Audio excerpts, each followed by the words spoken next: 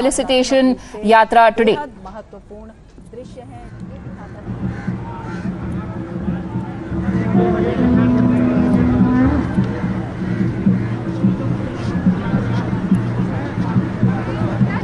भैया आइए बात करें थोड़ा।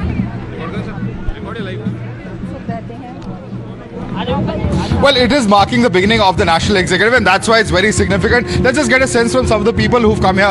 आप कहाँ से हैं भाई साहब? हाँ, मैं पूटकला से, वार्ड नंबर 26। अच्छा, तो यहाँ पे जो आपने माहौल देखा, क्या लगा आपको? क्या लगा इस वक्त प्रधानमंत्री को आपने इस तरह अपने इतने करीब से देखा? बहुत अच्छा माहौल लगा, और आने वाले 24 में तीसरी बार फिर प्रधानमंत्री बनेंगे मोदी जी। हाँ, तो ये रोड शो का मकसद क्या था? क्या लगा आपको इस रोड शो को देख के? ये रोड शो का मतलब ये है कि पब्लिक को जागृत करना। हाँ। और पब्लिक ये उनके जो किए हुए काम है उनको देखे भी क्या किया। ओके, प्रधानमंत्री के कामों को आपको क्या लगा इस रोड शो को देख के? कैसा लगा? रोड शो को बहुत अच्छा लगा। देखिए, गुजरात के चुनाव के बाद पहली बार भारत के प्रधानमंत्री श्रीमान नरेंद्र मोदी जी एनडीएमसी में राष्ट्रीय कार्यकारिणी की बैठक है, और कार्यकर्ताओं में उत्साह था, जोश था। आज बहुत खुशी के साथ अभिवादन किया है कार्यकर्ताओं ने भारतीय जनता पार्टी के ने। अच्छा, आप बताइए, ये कांग्रेस कह रही है कि भारत जोड़ो यात्रा का असर रहेगी, प्रधानमंत्री आज रोड शो कर रहे हैं, क्या कहेंगे? देखिए, इन दोनों बातों को आपस में नहीं जोड़ा जा सकता। लगभग अनुमानित 68 साल का इनका जो शासनकाल था यूपी और कांग्रेस सरकार का, हमारा जो मूल मंत्र है वो अंत्योदय है। समाज की अंतिम पंक्ति में खड़ा व्यक्ति, उसके उदय की दृष्टि से भारतीय जनता पार्टी और मोदी जी की जो केंद्र में सरकार है वो काम कर रही है। अब आप उस विषय को इससे जोड़ के कहते हैं कि आज हमें सपना आया है और हम भारत जोड़ो यात्रा करके दोबारा से भारत को जोड़ने का प्रयास करें, क्योंकि हम ही ने तोड़ा था। तो ये अपने में बड़ा हास्यास्पद है। इन दोनों बातों को आपस में मुकाबला करके नहीं दिखाया जा सकता। मेरा मीडिया कर्मियों से भी आग्रह है कि इसी बात को इसी रूप में अगर रखा जाए तो जनता के बीच में ठीक बात जाएगी। पॉलिटिकल नोकझोंक जारी है। So as you can see, there are different versions, but pretty much what we've been discussing, Priya, about the Prime Minister's governance track record, the good governance is what the BJP has been trying to showcase. I'll have to interrupt you there because we can see the visuals of Prime Minister Narendra Modi reaching the NDMC Convention Center. It's over to you, Mohit, for the latest.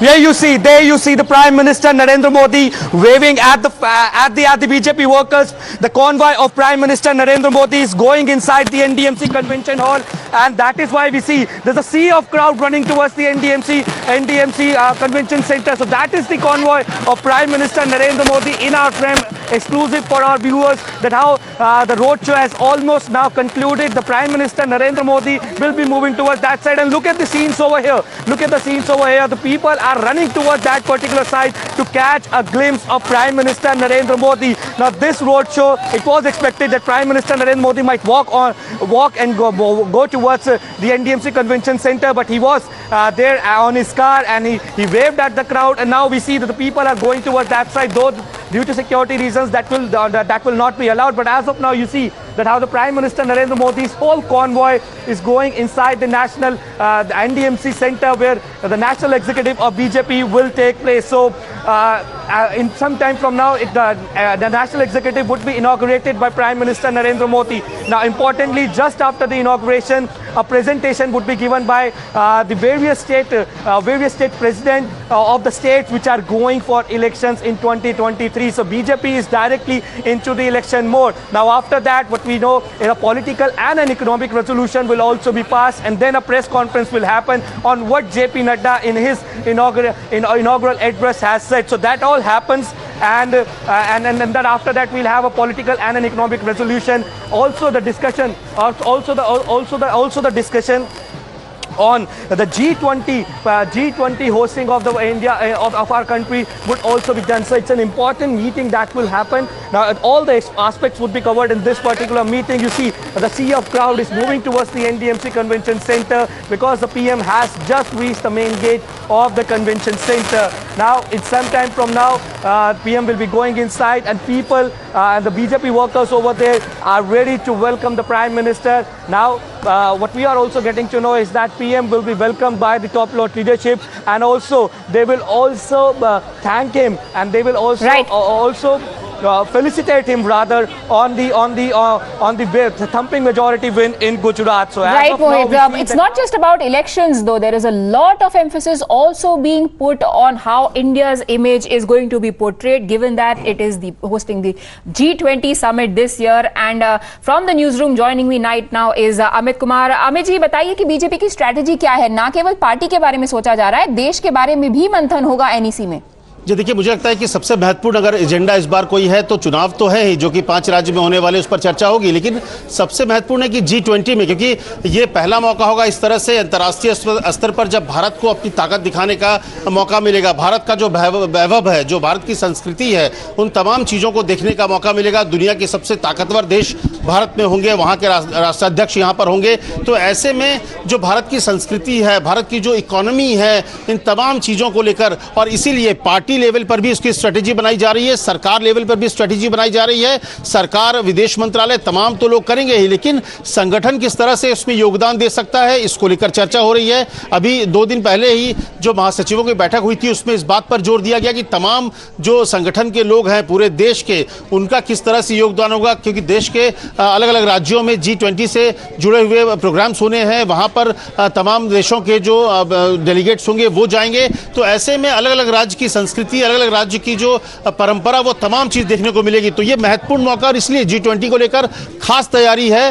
और जो बार बार प्रधानमंत्री कहते थे कि भारत जो है विश्व गुरु बनेगा, तो वो जो विश्व गुरु की परिकल्पना है वो कैसे साकार होगी, इसकी बात पर भी चर्चा होगी, ताकि दुनिया के जब बड़े देश के राष्ट्राध्यक्ष होंगे, दुनिया के सबसे ताकतवर जब राष्ट्राध्यक्ष यहाँ पर मौजूद होंगे, तो पूरे भारत की जो एक वैभव है, जो भारत एक नया ताकत बनकर उभरा है, उसकी झलक वहां पर दिखेगी। तो इसीलिए इस जो कार्यकारिणी का जो महत्व है, इसलिए दो तरफा है। एक तरफ संगठन चुनाव को भी देख रहा है, तो दूसरी तरफ G20 को लेकर अपनी खास तैयारी भी कर रहा है। जी, बट अमित, एनईसी तो पहले भी कई बार हुई है, और ये सवाल मैंने पहले भी पूछा है कि इस बार क्या जरूरत पड़ गई बीजेपी को ये छोटा सा जो रोड शो किया गया है ये करने की? बिकॉज कांग्रेस को तो मौका मिल गया है ये बोलने का कि क्योंकि भारत जोड़ो यात्रा चल रही है, इसलिए बीजेपी डर गई है।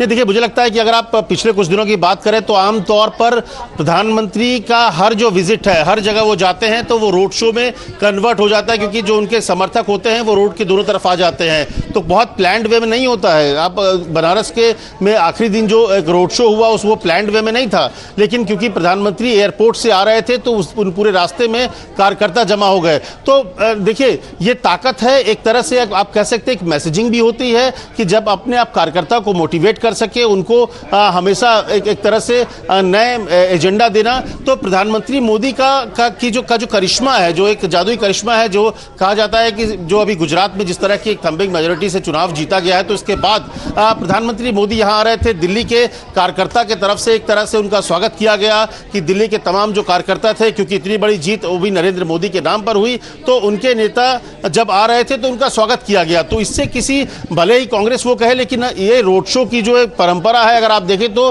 नरेंद्र मोदी और बीजेपी ने ही शुरू की है कि हर जगह एक रोड शो होता है। इस तरह की कार्यकारिणी अगर जब ओडिशा में भुवनेश्वर में हुई थी, तब भी हमने देखा था कि 12 से 15 किलोमीटर का रोड शो हुआ था जब भुवनेश्वर में पहुंचे थे। तो इस तरह की चीजें होती है। अगर आपको याद हो तो हैदराबाद में जो इससे पहले कार्यकारिणी हुई थी, वहां पर भी प्रधानमंत्री जब वहां पर पहुंचे थे स्थल पर, तो रोड के दोनों तरफ कार्यकर्ता पहुंच गए थे। तो ये बीजेपी की एक परंपरा बन गई है। नरेंद्र मोदी जैसे करिश्माई नेता हैं, उनके कार्यकर्ताओं में एक ललक होती है अपने नेता को देखने की, उनसे मिलने की। और शायद अगर ये शक्ति प्रदर्शन के लिए किया गया होता तो केवल ये 500 मीटर का नहीं होता।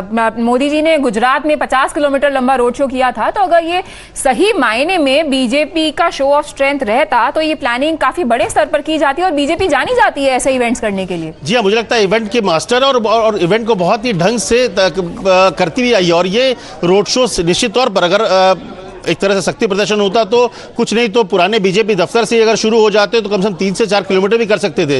लेकिन सोमवार का दिन है, बीजेपी देखिए आमतौर पर प्रधानमंत्री भी नहीं चाहते हैं कि कोई भी ऐसी चीजें हो जिससे हम लोगों को परेशानी भी हो। Right, and let me just now thank you Amit for your insights. Let me just go across to Mohit Bhatt, because obviously there is a lot of excitement. Finally, people that have been waiting for hours have gotten a glimpse of the Prime Minister. Mohit, it's over to you for the latest.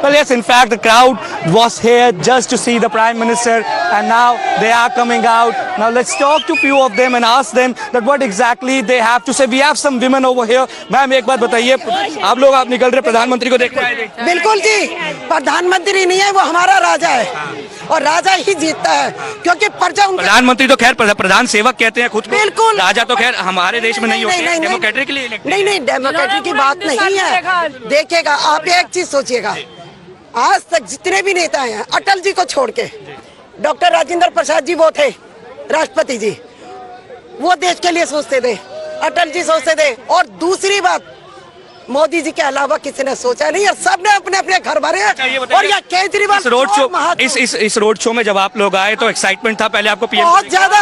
और उज्जैन से आई हूँ मैं। अच्छा, उज्जैन से आप specific? बेटी के घर, हाँ बेटी के घर गई थी। उस पे कार्यकर्ता है आप या ऐसी? नहीं, एक आम जनता हूँ, मोदी जी की बहुत बड़ी भक्त हूँ। अच्छा मैम, आपको कैसा लगा पीएम को देख के आज? मुझे तो बहुत अच्छा लगा। मतलब रामचरितमानस में राजा दशरथ बोले थे कि एक राजा को सन्यासी होना चाहिए, राम जी, तो वो सन्यासी कौन है? मोदी जी है। सन्यासी कोई और नहीं है, मोदी जी है।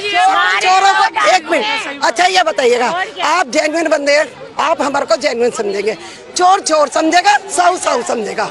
और ये चोर ही पार्टियां जितनी भी है, आम जो ये आम तो आम। There you see, people have gathered over there, very excited. Sir आप भी बताइए, मैम तो ये कह रहे हैं कि वो प्रधानमंत्री जी को देखने के लिए उज्जैन से आई थी एक रोड शो में। आप कहाँ से, आप कार्यकर्ता है? आप देखने आए थे सर? हम देखने आए थे सर। अच्छा, आप कहाँ से, साथ हैं आप भी? नहीं, हम अलग है, दिल्ली से ही है। पर हम साथ हैं। देख के मजा आ गया, जिंदगी सफल होगी, मजा आ गया। तो जैसे क्योंकि पीएम गए, आप लोग जा रहे हैं? नहीं, अभी आपसे बात कर रहे थे। आप लोगों से एक बात पूछूंगा, और भाषा का पूरा संयम रखते हुए आप लोग बताइएगा कि कांग्रेस पार्टी ये कह रही है कि बीजेपी जो है भारत जोड़ो यात्रा से डरी है, इसीलिए रोड शो कर रहे हैं। नो सर, राहुल जी, भारत टूटा हुआ कब था? कब था भारत? पहले भाषा का संयम रख के सब जवाब देंगे, सबके पास आऊंगा। भारत कब टूटा हुआ था? भारत जुड़ा हुआ है, अब ये तोड़ रहे हैं, पहले से तोड़ रहे हैं, जुड़ा हुआ है भाई जी। बांट रहे हैं, ये जातिवाद में बांट रहे हैं कि तू जैनी है, तू पंडित है, तू ये है। जोड़ा मोदी जी ने 370 खत्म कर रही, वो जोड़ दिया।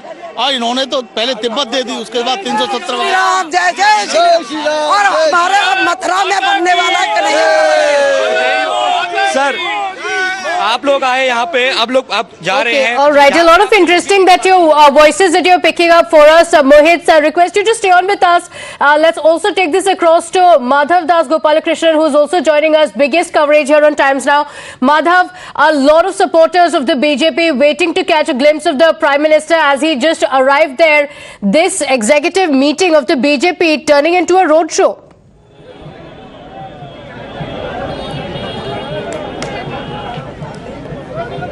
मोदी को फोन मारिए।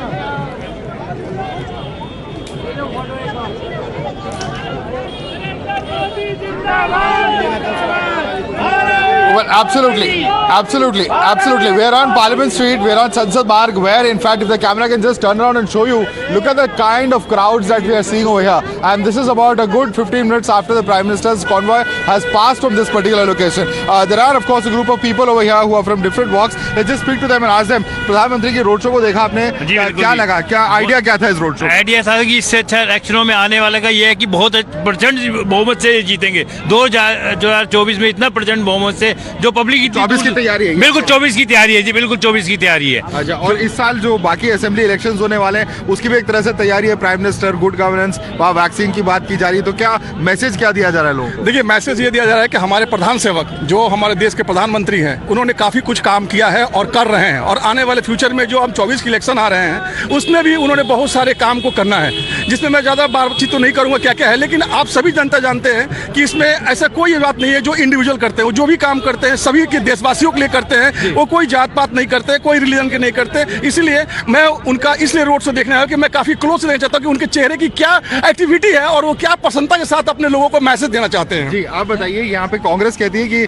भारत जोड़ो यात्रा को देख के ये रोड शो किया जा रहा है, क्या कहेंगे आप? देखिए, हमारी ये राष्ट्रीय कार्यकारिणी थी और नरेंद्र मोदी जी ने हमें सौभाग्य दिया कि हम रोड पे उनके साथ उनके दर्शन कर सके। हमने पहली बार आज जो है मोदी जी को इतने नजदीक से देखा है और बहुत अच्छा लगा हमारे को। हम कालका जी के दिल्ली वासी हैं हम लोग, और हमारे लिए पूर्ण तरह से रोड शो रखा गया था ये। नहीं, और ये जो इस तरह का जो प्रधानमंत्री इलेक्शन के दिन जब लोगों को संबोधित करते हैं, उसके अलावा इस तरह का रोड शो काफी समय बाद हो रहा है दिल्ली में, जैसे चुनावी समय पे होता है उसी तरह का रोड शो देखा। जी जी जी, बिल्कुल बिल्कुल। हम जो है ना, हम लोग ये एक तरह से 2024 की तैयारी में जुटे हुए हैं हम लोग। अच्छा, तो एक तरह से कार्यकर्ताओं को उत्साहित करने के लिए रोड शो था ये इस बार जो राष्ट्रीय कार्यकारिणी जो रखा गया है वो रखा गया 2023 में जितना 10 विधानसभा चुनाव हो रहा है उसका पूरा तैयारी हो रहा है, और ज़्यादा से ज़्यादा विधानसभा भाजपा अपना नाम पे करना चाहता है। तब जाके 2024 से हम लोग थोड़ा सा आगे से कदम बढ़ा के जाएंगे और 2024 में पूर्ण बहुमत के साथ हम लोग भाजपा को फिर से जिताएंगे और मोदी जी को फिर से प्रधानमंत्री बनाएंगे। Alright, so you can see this is the enthusiasm over here.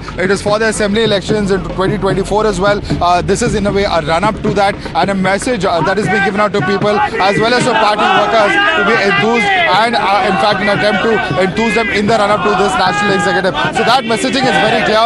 It's very evident from what the people here are saying, and clearly at some level or the other, it has certainly worked as far as the workers here in the national capital are concerned, but not just the national capital. There are those who have come from several neighboring states as well to participate in the national executive meeting along with their leaders, and also at the same time get a glimpse of the Prime Minister at this particular roadshow. Okay, so it's a 2-day national executive meeting outside. It's like a festival-like atmosphere with the BJP supporters from all around gathering there to welcome the Prime Minister. Cultural events that have been organized, massive event by the BJP there. But let's also get an inside track of what's expected in the meeting because it's going to be extremely crucial. Amit Kumar is also on the broadcast with us.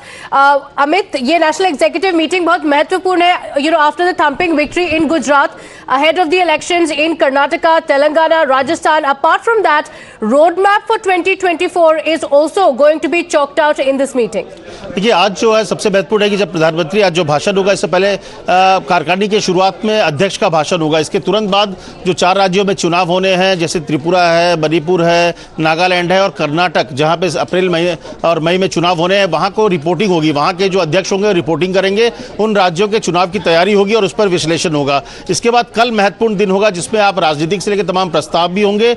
Lok Sabha चुनाव की तैयारी को लेकर होगी वहां पर चर्चा, G20 को लेकर प्रेजेंटेशन होगा, और आप कह सकते हैं कि जो रोड मैप है अगला 1 से 1.5, क्योंकि मुश्किल से अब 1.5 साल का भी वक्त नहीं बच रहा है जिसके बाद चुनाव होने हैं, तो ऐसे में क्या रोड मैप होने चाहिए और किस तरह से पार्टी आगे बढ़ेगी, और खास करके संगठन, क्योंकि बीजेपी की सबसे बड़ी ताकत जो है वो संगठन है। इन 4 राज्यों के चुनाव के बाद दिसंबर में जो चुनाव होने वाले हैं वो भी काफी महत्वपूर्ण है, चाहे मध्य प्रदेश की हो, राजस्थान की हो, छत्तीसगढ़ की हो। तो इन तमाम चीजों को लेकर चर्चा होनी है। G20 को भी लेकर तैयारी होगी और संगठन 2024 के रोड मैप पर भी चर्चा होगी और वो कल होने वाला है। तो आप कह सकते हैं कि पूरे लेवल पर, हर लेवल पर होगा, और खास करके अध्यक्ष जो है जैसे कि जेपी नड्डा, उनको भी एक्सटेंशन देने की बात है तो उनको एक्सटेंड कर दिया गया, जो जानकारी मिल रही है, तो उसको लेकर भी इस पर मोहर लग सकती है। तो इन तमाम चीजों को जो चर्चा है अगले 1.5 दिन तक कार्यकारिणी की बैठक में चर्चा इस मसले पर होगी।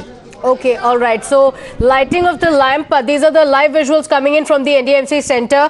Lighting of the lamp, officially the beginning of the 2-day national executive meeting of the BJP. The agenda for 2024 to be set.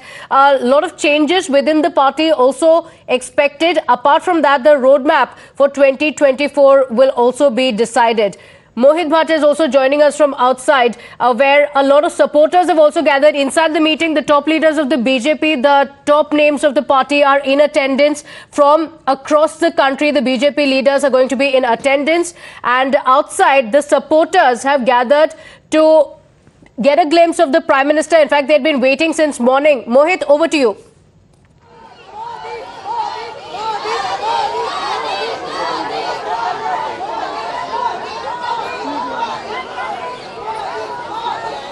Well, yes, Prime Minister Narendra Modi has just gone inside the NDMC Convention Center, and now the inauguration of the National Executive Meeting will take place. As our colleague Amit Kumar was telling us, this meeting is very, very important given the fact that the strategy for the 2023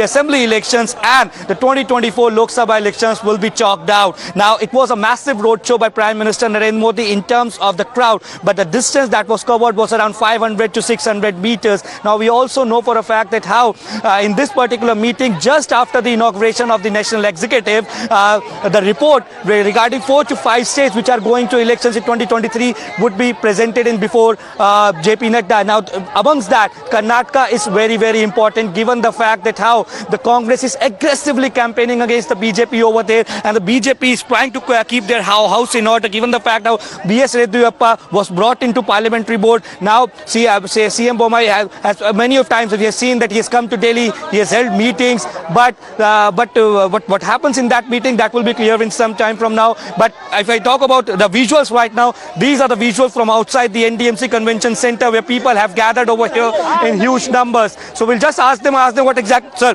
PM अभी आए थे, अभी देखा आपने PM को देखने ही आए थे या कार्यकर्ता हैं आप? देखिए, प्रधानमंत्री जी को तो हमने यहाँ बसाया हुआ है जी, तो उन्हें देखने की जरूरत नहीं। पहली बार अगर रोड शो में आया पीएम के, पहली बार देखा या रैली में? मैंने 89 के अंदर प्रधानमंत्री जी के साथ बैठ के, उस समय प्रधानमंत्री नहीं थे हमारे और हमारे संघ के कार्यकर्ता थे, मैंने उस समय उनके साथ बैठ के भोजन भी करा है और उस समय हमने वहाँ पर कार्यक्रम भी करा, मोदी जी के गीत भी सुने। उस समय से लेके अब तक आप देखते हैं कि पीएम मोदी का जो कद है राजनीतिक तौर पे बहुत बड़ा है, तो आपको भी खुशी होती होगी? हमें इस बात की खुशी होती है कि हमने अपने प्रधानमंत्री जी के साथ उस समय बैठ के हमने उनको देखा था, हम सोच भी नहीं सकते। प्रधानमंत्री हमेशा जो है कार्यकर्ताओं से कनेक्ट बहुत करते हैं, यही तो उनकी खूबी है, वो जमीन से जुड़े हुए प्रधानमंत्री हैं, जमीन से जुड़े हुए कार्यकर्ता हैं। आप एक पुराने कार्यकर्ता हैं, आपसे एक सवाल पूछेंगे कि कांग्रेस पार्टी ये कह रही है कि देखो बीजेपी ने एक छोटा सा रोड शो इसलिए किया क्योंकि वो भारत जोड़ो यात्रा से डर गई है, क्या कहेंगे? पहली बात तो ये बताइए, भारत टूटा कहाँ है जो वो जोड़ रहे हैं? जोड़ने वाले तो नेहरू, तोड़ने वाले तो नेहरू थे, जिन्होंने भारत को तोड़ के विभाजन करके 1947 में पाकिस्तान बना दिया। भारतीय जनता पार्टी जनसंघ ने कभी भारत को तोड़ा ही नहीं है, भारत को जोड़ा है। हम तो अखंड भारत की बात करते हैं, अखंड भारत जो आज हमारा अंग नहीं है। तो 24 का मूल मंत्र इस मीटिंग के बाद मिलेगा बिल्कुल कार्यकर्ताओं को भी, दिल्ली में भी, क्योंकि दिल्ली में भी चुनाव बेहद इंपॉर्टेंट रहते हैं, चाहे 7 लोकसभा सीट हो और 2025 में तो खैर विधानसभा होंगे ही। देखिए 2025 और 2024 से पहले अभी फरवरी के अंदर और भी चुनाव होने जा रहे हैं, उस चुनाव का आगाज हो चुका है और मोदी जी के अलावा कोई भी नहीं है दूर दूर तक। मोदी जी आज हमारे देश को छोड़िए आप। There you heard the sentiments of the BJP workers over. We have a senior citizen also over here. Sir, आपकी एज क्या है? 75 years. 75 years sir. आप यहाँ पे वेट कर रहे थे पीएम के, उसके लिए आए थे आप, रोड शो के लिए आए थे? पीएम के लिए आया था। अच्छा, तो आप बीजेपी वर्कर हैं सर या फिर पीएम को ही देखने? I am a worker of BJP. अच्छा, you are a worker of BJP sir. I am from Kerala but staying at Delhi. अच्छा, you are staying in Delhi, so you were standing over there for 1 or 2 hours just to catch a glimpse of PM Modi sir. 3 hours. 3 hours you were there. Okay, so that is a passion amongst the workers just to catch a glimpse of PM Modi. And how did you feel sir? हमारा party के लिए हमारा जो समर्पण है जी, तो बहुत साल हमने काम किया। अच्छा, उसी के लिए हम 3 घंटा किया, पूरा दिन भी खड़ा हो जाएगा। अच्छा, 75 years अभी भी कोई। अरे sir, we all need to learn from you sir, the passion that you have. You're saying that you are ready to thank you for speaking to us sir. Thank you sir. Sir भी आए हैं, आप देख रहे हैं, आप भी आए हैं यहाँ पे, क्या कहेंगे पूरे रोड शो के बाद? अब देख रहे हैं भीड़ सारी वापस जा रही है, प्रधानमंत्री अंदर चले गए हैं, कैसा? देखिए, पूरे विश्व पटल पर एक अमिट छाप छोड़ने वाले माननीय प्रधानमंत्री नरेंद्र मोदी जी के दर्शन के लिए, उनको देखने के लिए इतनी दिल्ली की जनता के अंदर एक उत्सुकता है। और आज देखा होगा आपने पूरा जमावड़ा, और केवल एक बार उनकी झलक को देखने के लिए सभी लोग यहाँ पे एकत्रित हुए हैं। Very interesting. Just to get a glimpse of the Prime Minister, the supporters are waiting outside. Now, the vice presidents of the party and, of course, the general secretaries are all meeting. The strategy for the upcoming assembly elections in 9 states and Lok Sabha elections to be held next year being discussed in the meeting. But if inside discussions are going on for the upcoming elections, outside it's a festival with the supporters waiting there. Akanksha is also joining us. Akanksha, there are chants of Modi for the BJP across this area where several supporters continue to be waiting just to get a glimpse of the Prime Minister and, of course, to show their solidarity and support for the BJP as the National Executive meeting is underway.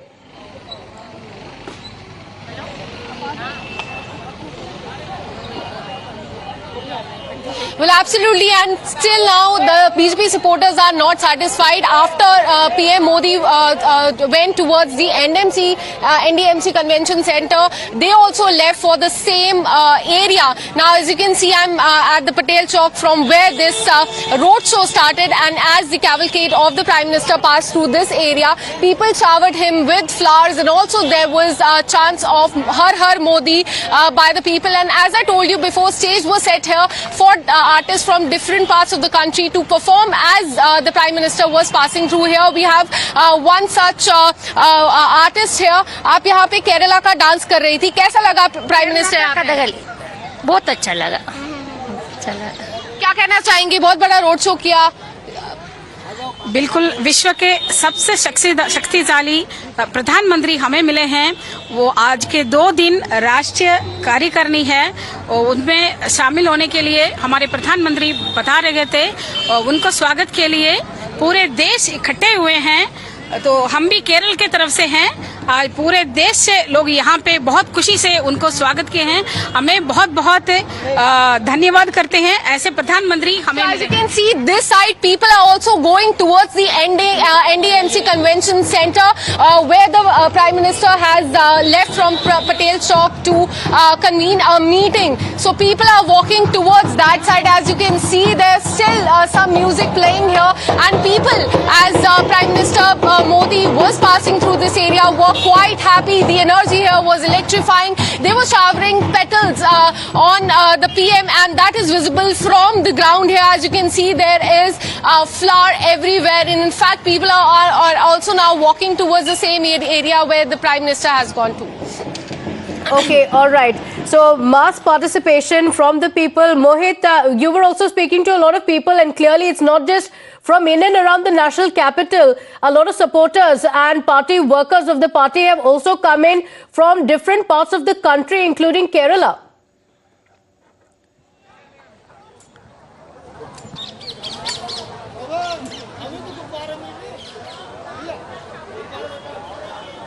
Well, yes, India is a country of great diversity and different cultures, and that was being presented in this particular road show. Now, I'll show you some interesting visuals coming in from over here. You can see the women have come over here in their traditional attire, and they came over here just particularly for this road show. And the elderly, ma'am, आप road show में आए थे, क्या प्रधानमंत्री दिखे आपको? कैसा लगा देख के? बहुत अच्छा। अच्छा, क्या उम्र है आपकी, आपसे जानना चाहेंगे? 60 साल। कितनी देर खड़े रहे फिर भी आप? मैं पूरी देर तक खड़ी रही। सिर्फ प्रधानमंत्री को देखने के लिए। कैसा लगा जब देखा? बढ़िया लगा। अच्छा लगा आपको? जी, चलिए सर थोड़ा जगह दे दीजिएगा इनको। So they you heard the elderly have also come. Ma'am, पूरा आप तैयार हो के आए, गुब्बारे भी लेके जा रहे हैं, खुशी हो गई प्रधानमंत्री से मिलने? बहुत ज्यादा है, मत पूछो, कोई खुशी। आज तो खुशी के ठिकाने। देखा था प्रधानमंत्री को कभी? पहले हाँ 2 बारी और देखे थे। शो में इतना रैली पर देखा, रोड शो में भी देखा। जब अमेरिका से उनका वहाँ पे आए थे ना, तब भी उनका स्वागत के लिए आप लोग स्वागत के लिए आए थे। और जो वो थे उनका कोई क्या नाम था? आप ये बताइए कि आप लोग यहाँ आए सिर्फ प्रधानमंत्री को देखने के लिए आए थे? दर्शन देने के लिए। मोदी कलयुग के भगवान है। कैसा लगा आपको और क्या कहना चाहेंगे? क्योंकि आप लोग सब दिल्ली से हैं। अब 2024 में जो दिल्ली के चुनाव भी होंगे, पूरे लोकसभा चुनाव होंगे, उसके लिए भी मंत्र इस मीटिंग में दिया जाएगा। मोदी लाएंगे, जो राम को लाए हैं हम उनको लाए। खुशी में आपने ये सारे जो गुब्बारे भी आपने उठा लिए? अरे सब बड़े मत पूछो, आज मुझे नींद नहीं आएगी। सुना है मोदी जी के दर्शन हमने किए। इसका आगाज हो चुका है। जो राहुल गांधी भारत जोड़ो यात्रा की, वो तो खाली टाइम पास कर रहे हैं। चलो एक बात बताइए, भाषा का संयम रखिएगा। नॉर्मल आपसे सवाल पूछेंगे कि राहुल कांग्रेस की तरफ से ये कहा गया कि जो भारत जोड़ो यात्रा उससे डर के ये रोड शो मोदी कर रहे हैं, क्या कहेंगे? आपने देखा था कि कृष्ण जब जन्म लिए उनके पीछे जब से जो अच्छा कार्य करेगा उनके पीछे तो लगना ही होने बात है। मोदी जी अच्छा कर रहे हैं, इसलिए मोदी के पीछे सब दीवाने हैं। सब वो ये कह रहे हैं कि भारत जोड़ो यात्रा में बहुत भीड़ है, इसलिए मोदी जी को भी ये करना पड़ा रोड शो दिखावे के नहीं। मोदी जी तो भारत पहले से जुड़ता आ रहा है। भारत टूटा कब? जितने भी लोगों से हम ये कह रहे हैं वो ये जरूर कह रहे हैं कि भारत टूटा ही कब था। बिल्कुल सही बोल रहे हैं। भारत बिल्कुल हम उनके दीवाने थे, आज भी हैं और कल भी रहेंगे। और एक नहीं, जितने भी हैं, जितने हमारे संगी साथी हैं, सब मर मिटने को तैयार है उनके ऊपर। एक बार जो आप लोग नारे लगा रहे थे, एक बार यहाँ भी लगा दीजिए। मोदी जिंदाबाद, नरेंद्र मोदी जिंदाबाद। Okay.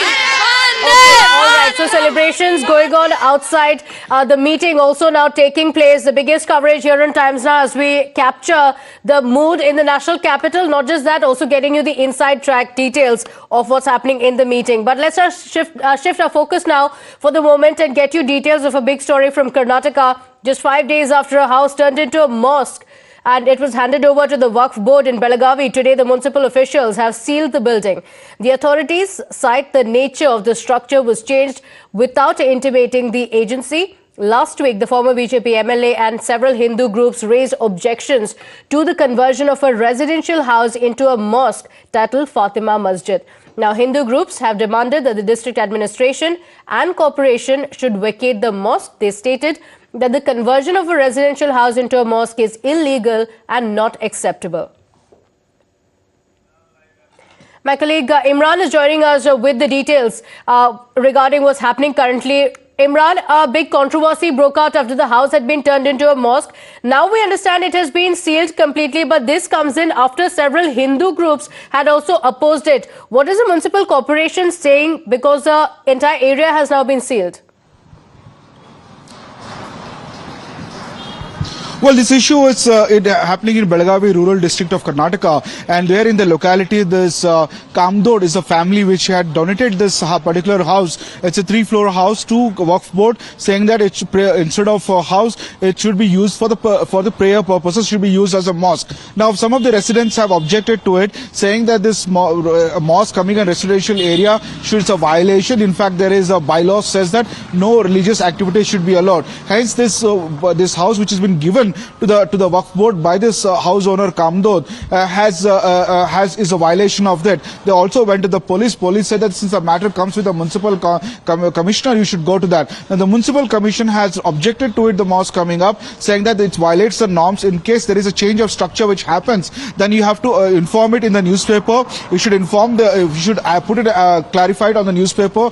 Then you should also inform the municipal commission. You need to take permission. After that, it should be put out an advertisement or to all the newspapers, since a violation of the norms has happened. Hence, the mosque has been sealed till further notice. The notification also says, since there is law and order issue arising out of this issue, then hence in order for the greater safety, this mosque will remain closed till further orders have been issued. Now, this is an issue that where earlier, just a week back, the Sriram Sede and local former BJP MLA Sanjay Patil had raised this issue, saying that they had even protested and met the police officials over this issue. Now, after the issue has come out, the municipal officials have sealed the mosque. Adequate police protection has been given till the matter is resolved. Now, we tried to speak to the family there. They said they do not want to come on media, but they said that they will challenge this municipal commission's notice and the closure of the mosque there legally. But this issue has snowballed into controversy in Belagavi now, where this closure of mosque, some of the Muslim groups are agitated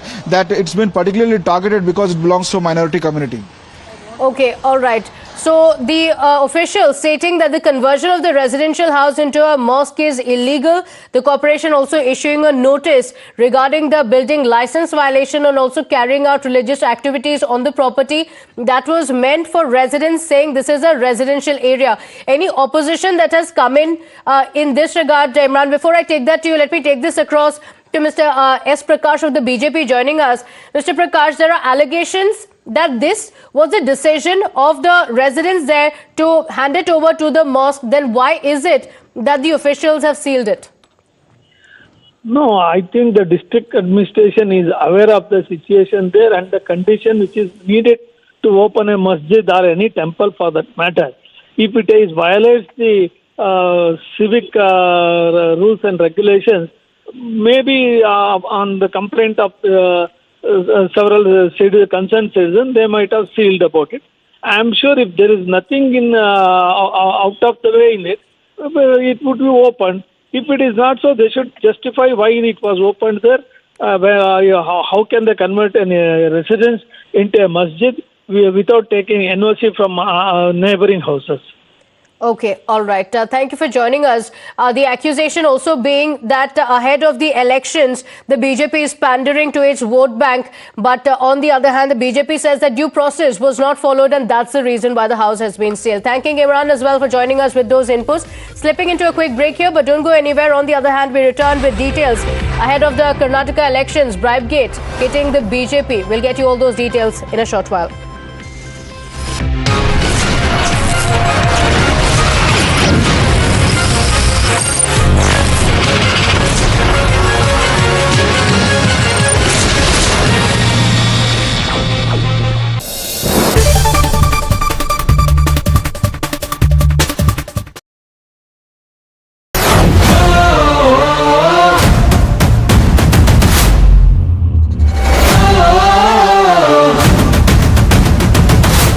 in case आप मिलेनियन वाली generation से हैं तो आपने शायद वो गाना सुना होगा, देखा जो तुझे यार दिल में बजी गिटार। सो कुछ ऐसे अगर आप मूड में हैं तो यहाँ पे ये गिटार की स्ट्रिंग्स टाइप दी गई हैं, एग्जैक्टली स्ट्रिंग्स नहीं है बट ऐसे कुछ मूड में है तो आप इनका इस्तेमाल उस समय जरूर कर सकते हैं। अब आप समझ गए होंगे कि गाड़ी कौन सी है, हाल ही में इसका लॉन्च हुआ था। ये है BYD की Atto 3 और क्या परफॉर्मेंस, क्या रेंज, क्या डिजाइन, क्या फीचर्स BYD अपने इस इलेक्ट्रिक व्हीकल में दे रहा है, उन सभी के बारे में मैं आपसे बात करने वाला हूं इस वीडियो में। और वीडियो के अंत में हमेशा की तरह बात करेंगे 3 धांसू और 3 नॉट धांसू एलिमेंट्स मुझे क्या लगे इस BYD Atto 3 के बारे में। तो चलिए शुरुआत करते हैं।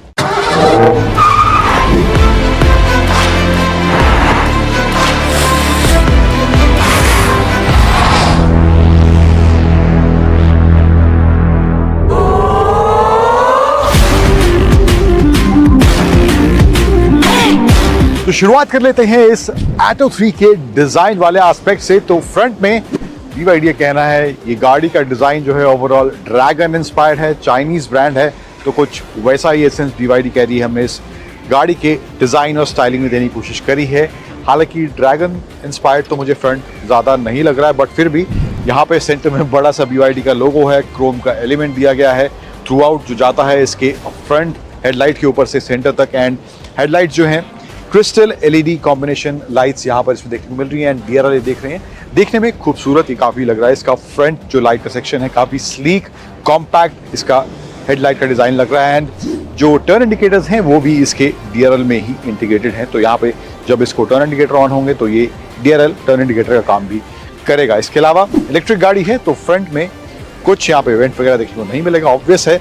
एंड इसमें जो है ADAS लेवल 2 के फीचर्स देख सकते हैं आप, यहाँ सेंसर्स वगैरह, रेडार वगैरह यहाँ पे इसमें देखने को मिल रहा है।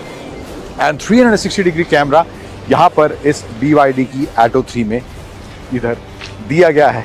साइड प्रोफाइल पे आए तो यहाँ पर जो टायर्स इसमें दिए गए हैं वो हैं 18 इंच के 215 सेक्शन के टायर्स दिए गए हैं। एंड यहाँ पे जो डिज़ाइन है एलॉयस का ये भी थोड़ा स्पोर्टी स्टाइलिश देखने में जरूर लग रहा है। BYD का हब यहाँ पे सेंटर में दिया गया है व्हील में। एंड ओवरऑल जो यहाँ पे डिज़ाइन है यहाँ पे क्लैडिंग थ्रू आउट जाती हुई आपको पीछे तक इसमें देखने को मिलेगी। BYD डिज़ाइन की बैजिंग यहाँ दी गई है क्रोम में। यहाँ पे जो है इसका ये चार्जिंग सॉकेट है। एंड इसका जो चार्जिंग सॉकेट है वो आप एक्सटर्नल पावर कहीं आपको देनी है, छोटा मोटा कुछ आपको कॉफ़ी मशीन टाइप, छोटा मोटा फ्रिज आपको यहाँ पे इससे एक्टिवेट करना है, इलेक्ट्रिसिटी देनी है वहाँ पे, तो उसका इस्तेमाल इस तरह से भी करा जा सकता है। तो ये एक ऑप्शन BYD ने इस Atto 3 में दिया है। इन साइड प्रोफाइल में क्रोम का एलिमेंट थ्रू आउट इसके विंडोज़ के आसपास। एंड यहाँ पर थोड़ा ये सिल्वर टच इसके रूफ रेल में इधर देखने को मिल रहा है। डोर हैंडल्स जो हैं बॉडी कलर्ड हैं। एंड ORVM जो है इसमें जो है हीटेड का भी ऑप्शन दिया गया है, तो हीटेड ORVMs हैं। एंड ब्लाइंड स्पॉट मॉनिटरिंग के फीचर्स ऑब्वियसली यहाँ देखने को मिलेंगे क्योंकि ADAS लेवल 2 के सेफ्टी फीचर्स इसमें दिए गए हैं। एंड नीचे डोर्स में भी थोड़ा ब्लैक और ये बॉडी कलर कॉम्बिनेशन इसके डोर्स में नीचे देखने को मिल रहा है। साइड से डिज़ाइन में कहूँ बहुत ज़्यादा फ्यूचरिस्टिक नहीं लग रहा बट ओवरऑल देखने में अच्छा ज़रूर लग रहा है।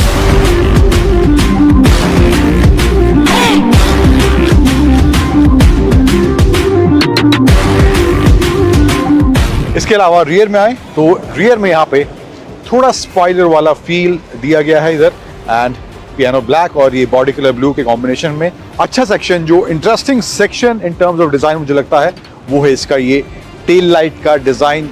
जो ये स्ट्रिप जा रही है इसकी टेल लाइट की जोड़ती है। अब अमूमन ऑलमोस्ट सभी गाड़ियों में ये डिज़ाइन एलिमेंट हमें देखने को मिल रहा है बट यहाँ पे इस BYD के Atto 3 में भी ये अच्छा देखने में रियर प्रोफाइल फ्रंट प्रोफाइल के मुकाबले मुझे ज़्यादा बेहतर देखने में ज़रूर लग रहा है। क्रोम का एलिमेंट भी थोड़ा है। एंड BYD की फुल फॉर्म अगर आपको नहीं पता इन केस तो इन्होंने बड़ा बड़ा यहाँ लिखा है, बिल्ड योर ड्रीम्स। एंड इधर Atto 3 की बैजिंग है। एंड लेफ्ट साइड में जाएँ तो यहाँ पर इसका EV का बैजिंग इधर दिया गया है। सेंसर्स थ्रू आउट इसमें देखने को मिलेंगे। 360 डिग्री कैमरा यहाँ पे इसमें दिया गया है।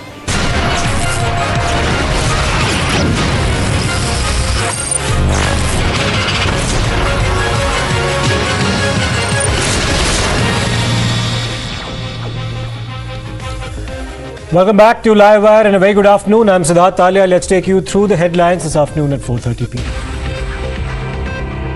With an eye on the 2024 Lok Sabha elections, Prime Minister Modi holds a mega roadshow in the national capital, arrives at the NDMC Convention Centre for the BJP's National Executive Meet to finalise its poll plan. Prime Minister meets the first batch of Agniveers. Links move to modernization, says Agniveers will make forces youthful and tech-savvy.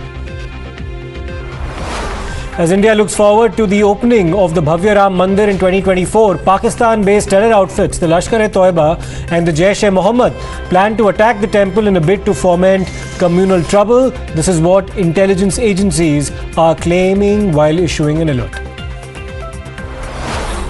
The BJP and the Aam Aadmi Party play protest versus protest. The BJP leads a dharna in the Assembly. Chief Minister Arvind Kejriwal leads a march against the Delhi Lieutenant Governor over the teacher training policy. Massive transparency push. Law Minister writes to the Chief Justice of India over the appointment of judges, seeks representation in collegium.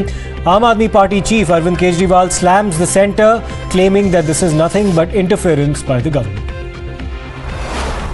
Chilling footage of the Nepal plane crash caught on camera by Indian passengers during a Facebook Live. This as Nepali authorities say that no one has yet been rescued alive. Arrested terror suspects with alleged Pak links were given a hit list of Hindu leaders. Disclosure triggers alarm, while the Samajwadi Party trivializes the plot, says that this was expected before 2024.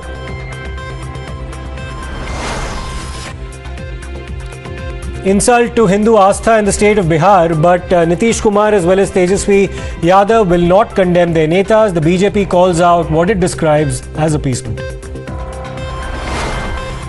Farooq Abdullah joined Rahul Gandhi's Bharat Jodo Yatra, but his party colleague mocks the armed forces, gives Pakistan a clean sheet for what happened in Pulwama. The BJP dares the Congress to take a stand.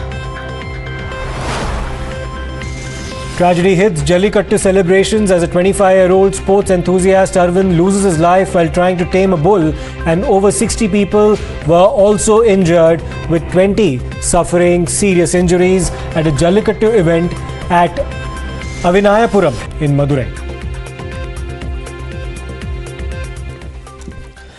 Well, there's fresh trouble now for the ruling BJP dispensation in the state of Karnataka, led by Basavaraj Bommai. Now, the working president of the Karnataka Contractors Association, Mr. Manjunath, accused the Chitradurga BJP MLA, Mr. G.H. Tippareddy, of seeking bribes from contractors for undertaking various construction and development projects in the state. To back his allegations, Mr. Manjunath has released an audio tape of his conversation with the alleged BJP leader. Listen in. ನಾನು ನಿಮ್ಮ ಹತ್ರ ಮಾತಾಡಕ್ಕೆ ಇಷ್ಟ ಬೇರೆ ಹತ್ರ ಮಾತಾಡ್ತೀನಿ contractor ಹತ್ರ. But ನೀನು ಏನ್ ಮಾಡ್ತೀಯಪ್ಪ ಅಂದ್ರೆ ನೀನು ರೆಸ್ಪಾನ್ಸ್ ಮಾಡೋದಿಲ್ಲ. ಸ್ವಲ್ಪ ಏನೋ ನೀನು ಸುಮ್ಮನೆ ನನಗೆ ಹಿಂಗ್ ಅಂದ್ರು ಅಂತ ನೀವು ಹಿಂಗ್ ಮಾಡ್ತೀರ ಅಷ್ಟೇ. ನಾನೇನ್ ದೊಡ್ಡ ಇವಾಗ ಹೇಳೋ ನಿನ್ಕಿನ ದೊಡ್ಡನೇ ನಾನು. ನೀನೇ ದೊಡ್ಡ ನೀವೇ ಕಾರಣ. ಎಮ್ಮೆಲ್ಲೆ ದೊಡ್ಡ. ಮತ್ತೆ ಒಂದೇ ನಿಮಿಷ ನಾನು ಮಾತಾಡಿದ್ರೆ ಮತ್ತೆ ಮುಂದಕ್ಕೆ ಮಾತಾಡಕ್ ಬಿಡಲ್ಲ. ಅದೊಂದು ಪ್ರಾಬ್ಲಮ್. ನಮ್ದು ಒಂಚೂರು ಕೇಳ್ಬೇಕಣ್ಣ ನೀವು. ನಮ್ ಕಷ್ಟನ ಒಂಚೂರು ಕೇಳ್ಬೇಕು ನೀವು. ಈ ತಂದು ಕೊಡ್ತೀನಿ ಬೇಡ ತಲುಪಿಸ್ತೀನಿ, ಅದನ್ನ ಪೇಮೆಂಟ್ ಆಗ್ತದೆ 15 ದಿನದಲ್ಲಿ ತಲುಪಿಸ್ತೀನಿ. ಅದಕ್ಕೆ ಹಂಗ್ ಮಾಡ್ತೀರಂಗೆ ಸುಮ್ನೆ ನಾವುಗಳು ಕಿತ್ತಾಡ್ಕೋಬೇಕು. ಯಾವ್ದೋ ಬರೀ ಕೊಡೋದು ಒಂದ್ ಸ್ವಲ್ಪ ದುಡ್ಡಿಗೋಸ್ಕರ ಕಿತ್ತಾಡ್ಕೋಬೇಕು. ನಾವು ಸಾಲ ಸೂಲ ಮಾಡಿರ್ತೀವಿ, ಬಡ್ಡಿ ಕಟ್ಟಿರ್ತೀವಿ, ಒಡವೆ ಆಡ ಇಟ್ಟಿರ್ತೀವಿ, ದಿನ 24 ಗಂಟೆ ತಿರುಗಾಡಿಕೊಂಡು ಕೆಲಸ ಮಾಡ್ತೀವಣ್ಣ ನಾವು ಕಾಂಟ್ರಾಕ್ಟರ್ಗಳು. ನಾವು ಆದ್ರೂ ಧರ್ಮವಾಗಿ ನೀವು ಪಾಪ ಕೇಳ್ತಿರೋದು ನಿಮ್ ಧರ್ಮವಾಗಿ ನಾವು ತಲುಪಿಸೋದು ನಮ್ ಧರ್ಮ, ತಲುಪಿಸ್ತೀವಿ. Well, now soon after the allegations had surfaced, Mr. Timar Reddy, who's now in the eye of the storm, has completely refuted the claims and says that this was a fake audio tape. So let me in fact go across to Imran, who's been tracking the story. Imran, this is entirely in the realm of allegations so far. Even in that Kannada conversation that we just heard, where Mr. Manjunath is allegedly speaking to Mr. Tippa Reddy, it is Mr. Manjunath who's doing a bulk of the talking about bribes being paid, but there's absolutely no confirmation of that by Mr. Tippa Reddy. So therefore, this allegation, the contents as well as the authenticity authenticity will have to be ascertained.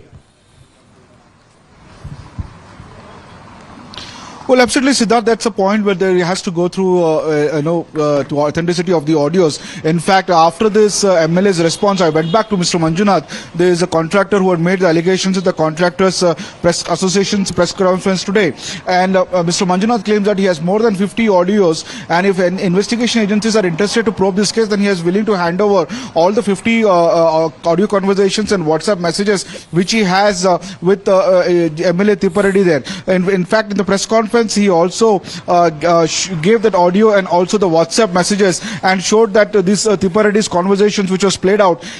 He was talking about how he has to pay advance money to get the contract. Now this is what the allegations coming, but Tipareddy outrightly says that all these audios are fake, and in fact Manjunath has some political agenda. That's the reason why he's been targeting, because elections are near, and every time during elections this Manjunath comes up with allegations against him. He outrightly rejected the audio as fake, but the Contractor Association are planning to continue protest on Wednesday and say that given ultimatum to the government 1 month, if their demands are not met, if their 40% whatever projects are pending and for them payment is pending, if that's not cleared, then after a month they're going to release more audios of the ministers and sitting MLAs of the ruling BJP government demanding bribe from them. Absolutely. Now Times Now has in fact questioned the Chief Minister, Mr. Basavaraj Bommai, Imran, and just stay with us. Now Mr. Bommai was also asked questions about these latest allegations as well, and the Chief Minister said that he would be looking into the matter and only then comment. ನನಗೆ ಗೊತ್ತಿಲ್ಲಪ್ಪ, ನಾನು ಇದರಲ್ಲಿದ್ದೆ ನೋಡಿದ ಮೇಲೆ direct ಮಾಡಿ. ನನಗೆ ಗೊತ್ತಿಲ್ಲಪ್ಪ, ನಾನು ಇದರಲ್ಲಿದ್ದೆ ನೋಡಿದ ಮೇಲೆ ಡೈರೆಕ್ಟ್ ಮಾಡಿ. So coming back to Imran, of course, the Chief Minister waiting to in fact examine the issue before commenting, but this also has a certain backdrop, because we can of course recall the resignation of one of the cabinet ministers, Mr. Ishwarappa, in the month of April last year, following the death of a BJP worker, Santosh Patil, who had also alleged corruption. Mr. Ishwarappa is yet to be reinstated into the cabinet. So not the first time that an allegation of corruption has been levelled against a senior BJP functionary in Karnataka. Well, absolutely, Siddharth. Also the fact that when we questioned the Contractor Association why they are submitting these documents to the Investigation Anti-Corruption Bureau, they feel that the example of Santosh, where he committed suicide, levelling allegations against the sitting RDPI minister, Mr. Ishwarappa. Even though the minister Ishwarappa had stepped down, the case has completely not been investigated, and in fact the case is closed now. So they feel they do not have any confidence in the investigation agencies. Hence they feel that hitting the streets is only best way to get their grievances heard and also to solve their issues of pending payments from ministers and MLAs. So that's the reason why they are protesting on Wednesday. But they also give an ultimatum to the state government that within 1 month, if their demands are not met, they're going to release more audios and WhatsApp messages between them demanding for 40% commission. Now this is charges coming at a time when its state is heading for elections, and BJP is trying to shed this corruption image. In fact, this issue, when it first hit, the Congress had started a campaign over it, calling Pay CM campaign and calling this government as 40% commission government. The state BJP, however, has reacted over this, saying that in fact it is backed, this entire protest is backed by Congress. But the association says that we are just protesting, we not belong to any political party. But the issue is about the 40% corruption charge. We have to wait and see how the BJP responds to that as a whole. But this issue is pertinent, especially when elections are coming, and Congress is going to make this as one of their main poll battle against the BJP in the state. Of course, Imran, stay with us. Nothing conclusively established so far, but let's in fact listen into what the contractor, Mr. Manjunath, who has levelled these allegations against the MLA, had to say.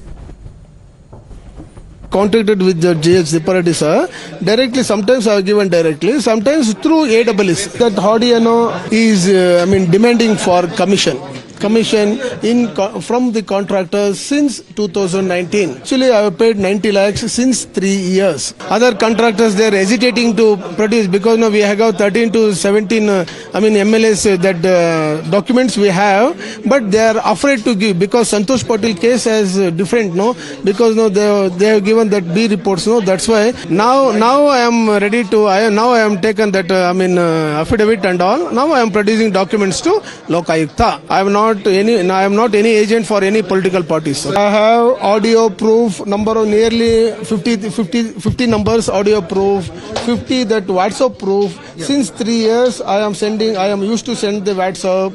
It was seen by J.S. Tripathi sir.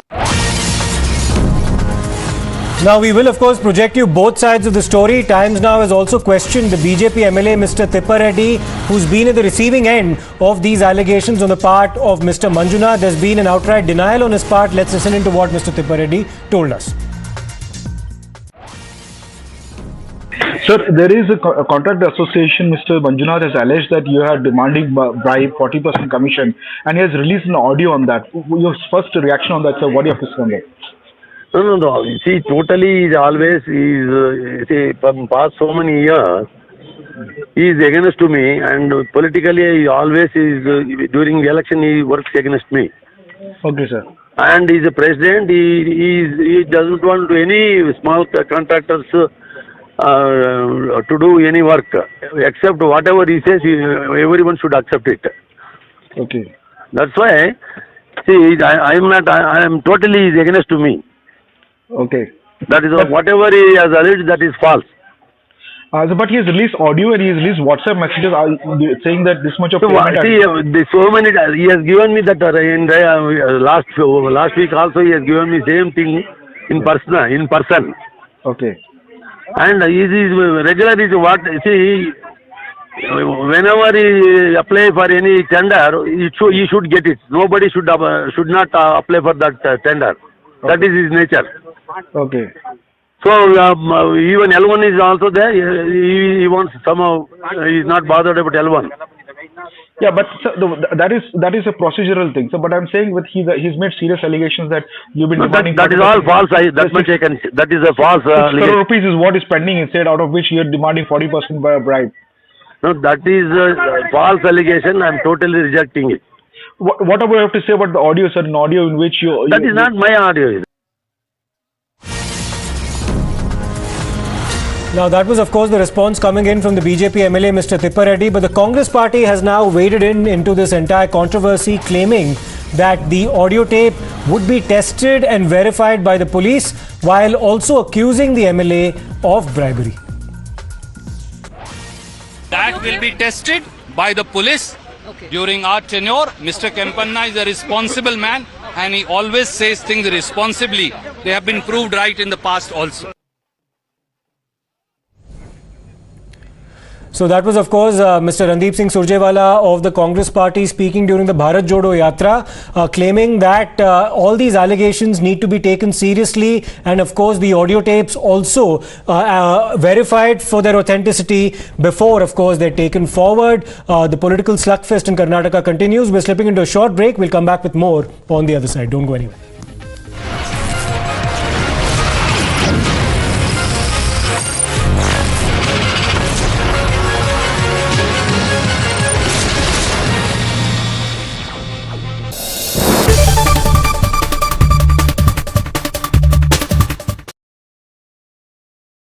The smartphone category in India is anyway popular, right? उसमें भी जो 20 से 25 हजार वाले smartphones हैं वो और भी ज्यादा पॉपुलर हैं। शायद इसीलिए इन्फिनिक्स ने आज अपना 020 स्मार्टफोन लॉन्च कर दिया है। I have the smartphone with me right here और इसको आज करेंगे unbox. Hi, you're watching Gadget Time. This is me, Bhavni Jain, and it's time for me to unbox this device और देखते हैं फोन में आपको क्या-क्या contents दिखाई देंगे। Let's begin.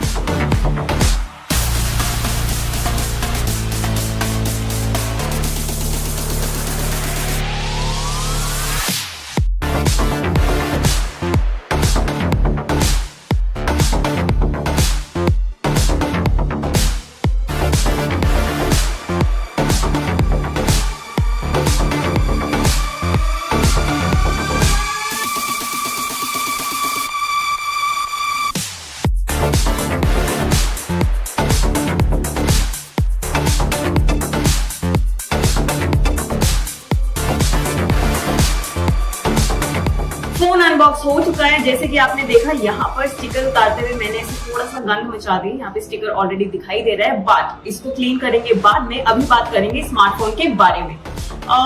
थोड़ा सा मुझे वेट इसका ज्यादा लग रहा है, वो यूज करने के बाद पता चलेगा कि ये कितना कंफर्टेबल है।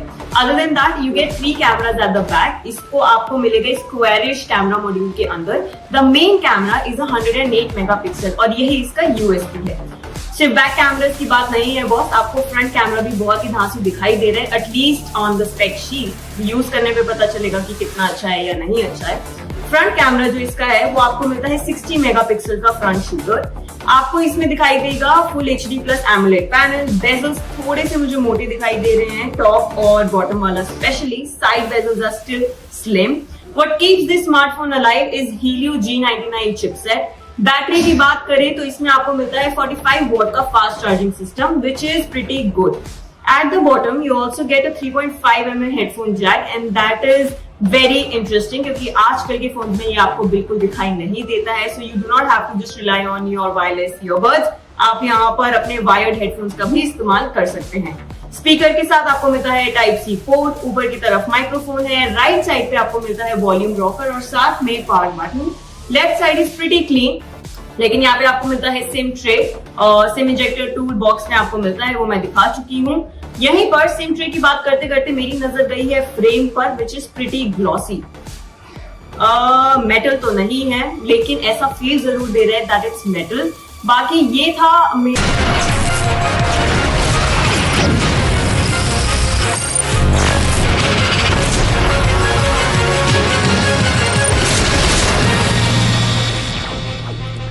Welcome back. News coming in from Tamil Nadu, where a 25-year-old bull tamer who had participated in the Jallikattu in Palamedu near Madurai died following injuries sustained to his right lower abdomen after a bull gored him during the Jallikattu event. Arvind Raj was his name. He was declared brought dead at the government Rajaji Hospital in Madurai. And this is, of course, a long-standing tradition in the state of Tamil Nadu as well. But this tragedy has once again raised serious questions about whether or not the proper safety arrangements and precautions are being taken at the time that these events are organized.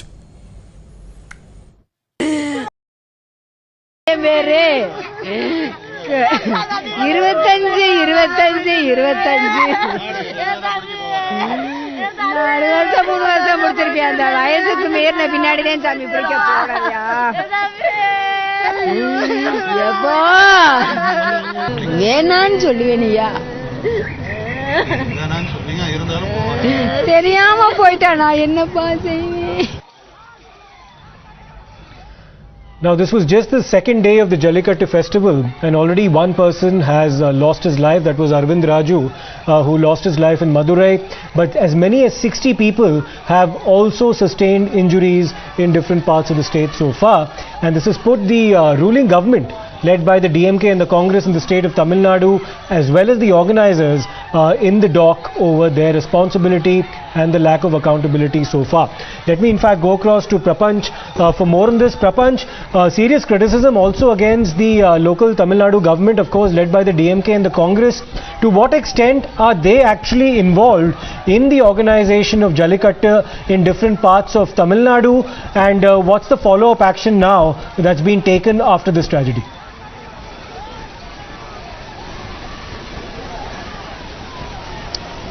Now, in fact, Tamil Nadu government is completely involved in this.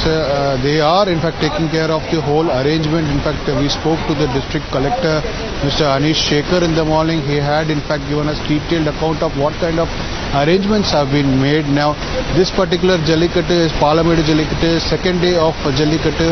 Totally 3 days, Avaniyapuram, Palamedu and Arangalanur. Tomorrow is Arangalanur Jallikattu. Today, already 34 people are injured, out of which 10 are grievously injured. Now, today, unfortunately, one of the bull tamers was hit by a bull which was charging towards the bull tamers. Now, this particular person, Arvind Raju, was in fact he had also already tamed 9 bulls. So he was one of the leading scorers today.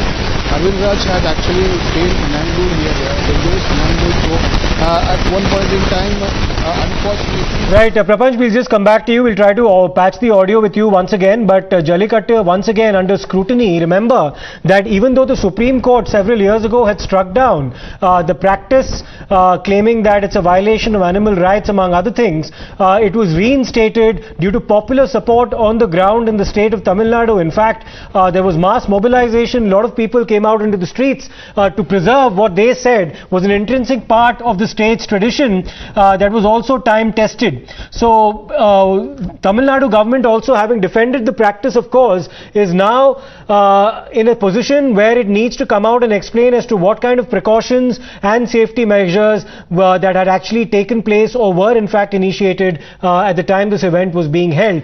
So Prapanch, you were of course telling us about what the district magistrate had said. Tell us about the follow-up action so far.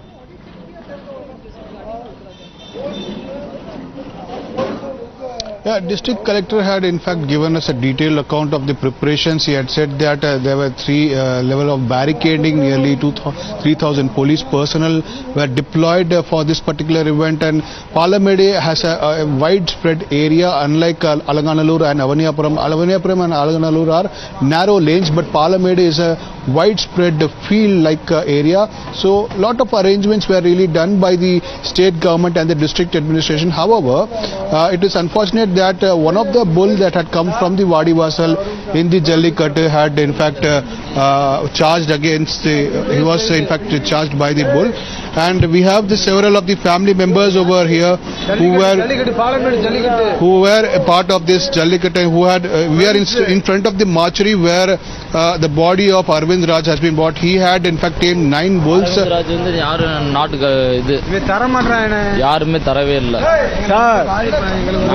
இல்ல sir, உண்மையிலுமே ஆனால் இது முடியாமல் இருந்து கொடுத்தாலும் பரவாயில்ல. நாங்கள் எல்லாம் நம்ம நண்பன் எங்களோட இருக்கிறவங்க எல்லாருமே வந்து பிடிச்சிருக்காங்க. கண்டிப்பாக கொடுக்கும் போது வெளியேறிய ஆகும் sir.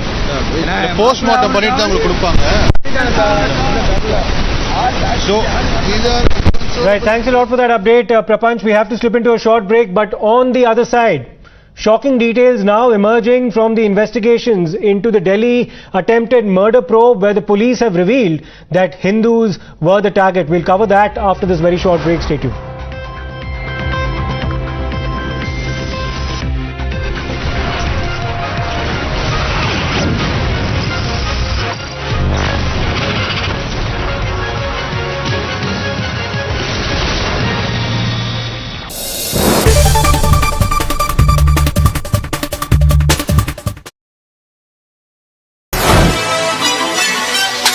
Let's get it started, yeah, you know it's game time. Ain't no excuses tolerated why you can't grind. It's like an on the job, you know that team. Hello everyone, ये है बजाज की नई Pulsar P150. In case you wondering 150 already मौजूद है, तो इस P version को लाने का कारण क्या है, मतलब क्या है? सो कारण बहुत सारे हैं, डिज़ाइन को लेकर, फीचर्स को लेकर और कुछ हद तक परफॉर्मेंस को लेकर भी इस P वर्जन में बदलाव देखने को मिलते हैं. तो क्या है वो सारे बदलाव इस नई पल्सर P150 में, उन सभी के बारे में मैं आपसे बात करने वाला हूं इस रिव्यू के अंदर. और रिव्यू के एंड में बात करेंगे 3 धांसू और 3 नॉट धांसू एलिमेंट्स मुझे क्या लगते हैं इस बजाज पल्सर P150 के बारे में.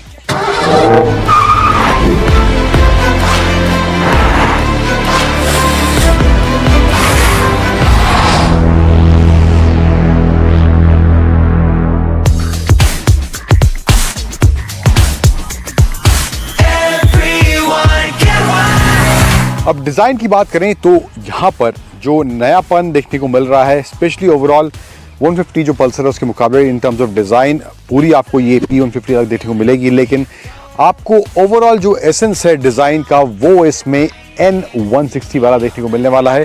फ्रंट हालांकि अलग है यहाँ पे, लेकिन अब इसमें P150 में प्रोजेक्टर हेडलैम्प्स दिए गए हैं एंड इसमें DRLs भी यहाँ पर इसमें देखने को मिलते हैं. Aggressive, sporty and sharp elements इसके डिज़ाइन में यहाँ पर देखने को मिल रहे हैं. एंड साइड प्रोफाइल जो ओवरऑल है वो आपको N160 वाला ही झलक थ्रू आउट इसके साइड प्रोफाइल में देखने को मिलने वाला है। टैंक से लेकर इसके रियर पैनल्स यहाँ तक जो जाते हैं तो ओवरऑल वो लुक कुछ वैसा ही है, लेकिन अग्रेसिव और शार्प काफ़ी इन टर्म्स ऑफ डिज़ाइन पहले के मुकाबले लग रही है। देन पल्सर की बड़ी सी ब्रांडिंग यहाँ दी गई है एंड यहाँ काउल अलग से देखने को मिल रहा है टैंक पे and there is belly pan जो यहाँ पे नीचे दिया गया है जो बॉडी कलर के हिसाब से दिया गया है एंड P150 की ब्रांडिंग यहाँ पर इसमें देखने को मिल रही है।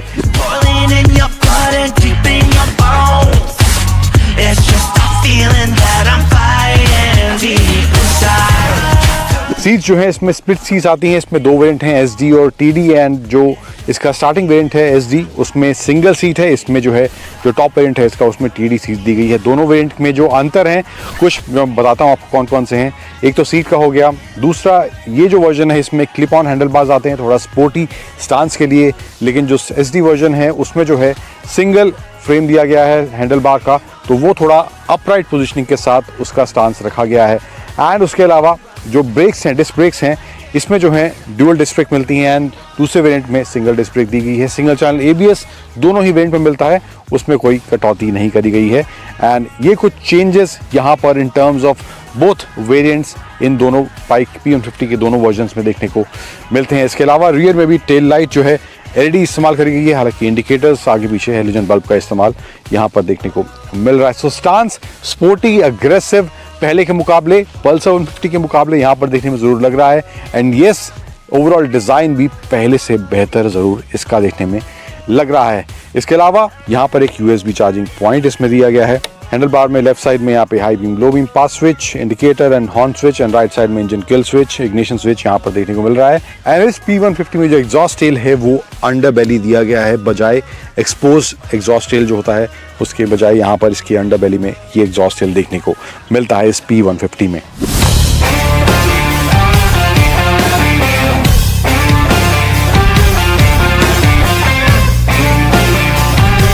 एंड जो इसका डिस्प्ले है वो भी पल्सर 150 के मुकाबले अलग यहाँ देखने को मिलने वाला है। एनालॉग प्लस डिजिटल का मिक्सचर यहाँ देखने को मिल रहा है।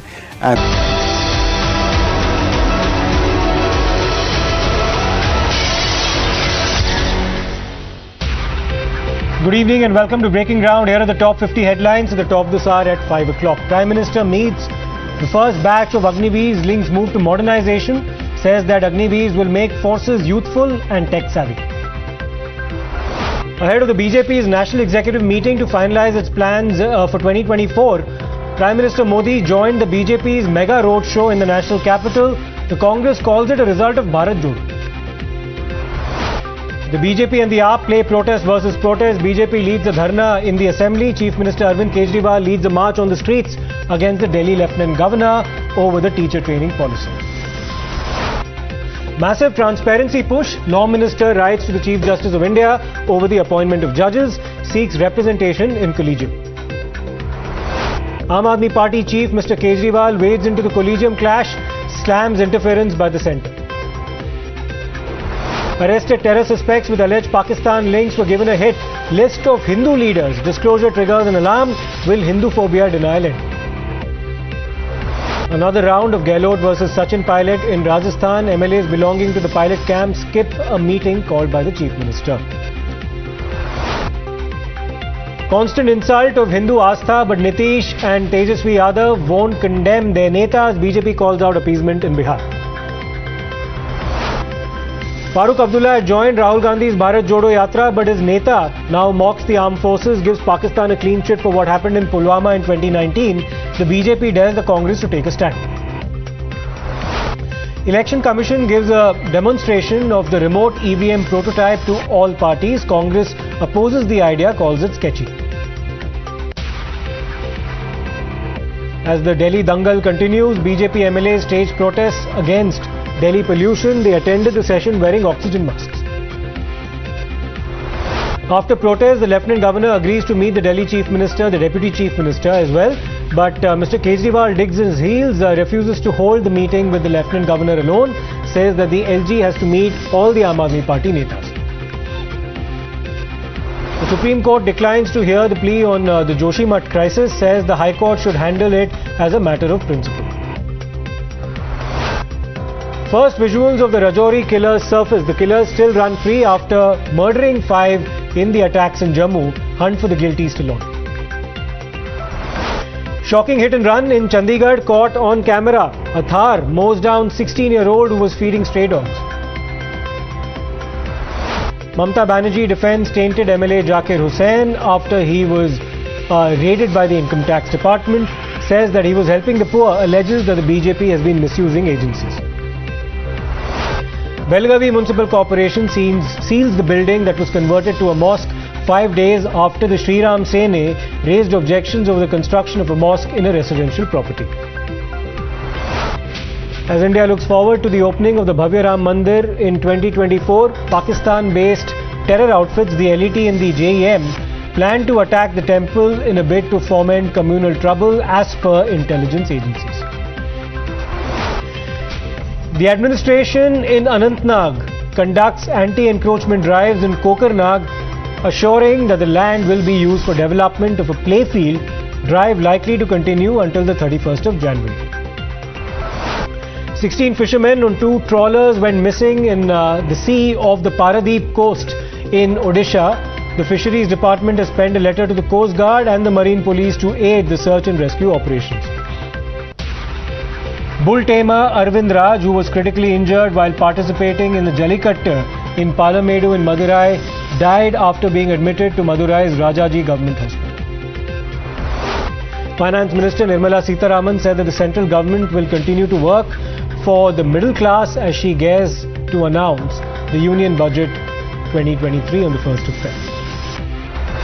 Case filed against 8 people in Maharashtra's Washim for dancing with a photo of Mughal ruler Aurangzeb after a video of the celebration went viral on the social media. Around 8 officials of the Income Tax Department raided the residence and coffee estate of Karnataka Kisan Cell head and Congress leader Akmal in Chikmagaluru district. On the occasion of Army Day, 4 soldiers of the Indian Army showcased their skills during celebrations in Udhampur. An escort vehicle in the convoy of Union Minister of State Ashwini Chaubey met with an accident. The accident happened late on Sunday night where the vehicle overturned and fell into a pit. After receiving a notice from the DCW chief Swati Maliwal, the police have filed an FIR against social media comments on the daughters of cricketers MS Dhoni and Virat Kohli and Rohit Sharma. The BCCI announced that Viacom 18 have grabbed the media rights for the upcoming Women's IPL for a whopping rupees 951 crores over 5 years. The first infrastructure working group meeting begins in Pune today under India's G20 presidency and will focus on various facets of making cities economic centers of growth, financing urban infrastructure. An Indian Navy contingent is seen rehearsing for the Republic Day parade on Kartavya Path on a foggy morning in the national capital. More news now. A 33-year-old painter was arrested by Mumbai's Malwani police for allegedly making fake rupees 200 denomination banknotes. Malwani police seized 200 rupees notes with a face value of rupees 60,000. An encounter broke out between Naxals and police in the Vedampalli forest in Maharashtra's Gadchiroli district. Police team seized a large number of weapons and Naxal materials from the spot. The temperature level in the national capital has fallen significantly as the intense cold conditions return to the city. According to the Indian Met Department reports, Delhi is likely to experience a cold wave over the next 3 days. Schools in Rajasthan's Udaipur remain closed until the 18th of January for students till class 8 due to cold wave conditions in the state. A terrible road accident took place in Haryana's Gurugram. Police's ERV van collided with another vehicle and a newborn child died in this accident and further probe is now underway. Rahul Gandhi-led Yatra resumed today from Punjab's Jalandhar after he attended the last rites of party Member of Parliament Santokh Singh, who died during the foot march last week. A medical shop owner was allegedly robbed at gunpoint in Punjab's Faridkot. The entire incident was caught on camera where the medical shop owner was pointed a gun by a man while his assailants robbed the entire store. The delivery agent with food delivery platform Swiggy passed away at a hospital in Hyderabad after he fell from the first floor of a building escaping an alleged attack by a pet dog. RRR won the Best Song Award for Natu Natu as well as Best Foreign Language Film in the 28th Critics' Choice Awards held earlier today. RRR music composer M.M. Keeravani expressed gratitude as legendary Hollywood director James Cameron complimented his music in the S.S.R. Rajamouli directorial magnum opus period action drama film. Nepal began a national day of mourning a day after a plane crashed while attempting to land at a newly opened airport, killing at least 66 of the 72 people who were on board. Kathmandu Airport Authority officials said that the black box of the Yeti Airlines plane that crashed on Sunday with 72 people on board, including 5 Indians, near Pokhara International Airport, has now been found. An earthquake measuring 6 on the Richter scale undersea rocked Western Indonesia earlier today. So far, no reports of serious damages or casualties have been reported. An Indonesian court began trial against 5 men on charges of negligence leading to the deaths of 135 people after police had fired tear gas inside a soccer stadium and set off a panicked run for the exits in which many people died during a stampede. Ukrainian President Volodymyr Zelensky said that the rescuers were fighting for every person caught in a Russian strike on an apartment building in Dnipro. The death toll from a Russian missile strike on an apartment building in southeastern Ukrainian city of Dnipro rose to 29, the regional governor reported, as rescue workers scrambled to pull survivors from the rubble. A SpaceX Falcon Heavy lifted off Launch Complex 39A at the Kennedy Space Center in Florida, carrying the U.S. Space Force USSF-67 mission to geostationary Earth orbit. Hundreds of people gathered as the casket of Constantine, the former and the last king of Greece, was carried into a chapel ahead of his funeral. President Joe Biden has made a historical pilgrimage to what he calls America's Freedom Church to mark Martin Luther King Jr.'s birthday. China's chief diplomat was in Cairo for talks with Egyptian and Arab League officials, marking his last stop in a multi-leg trip to Africa that aims to consolidate Beijing's footprint across the research-rich continent.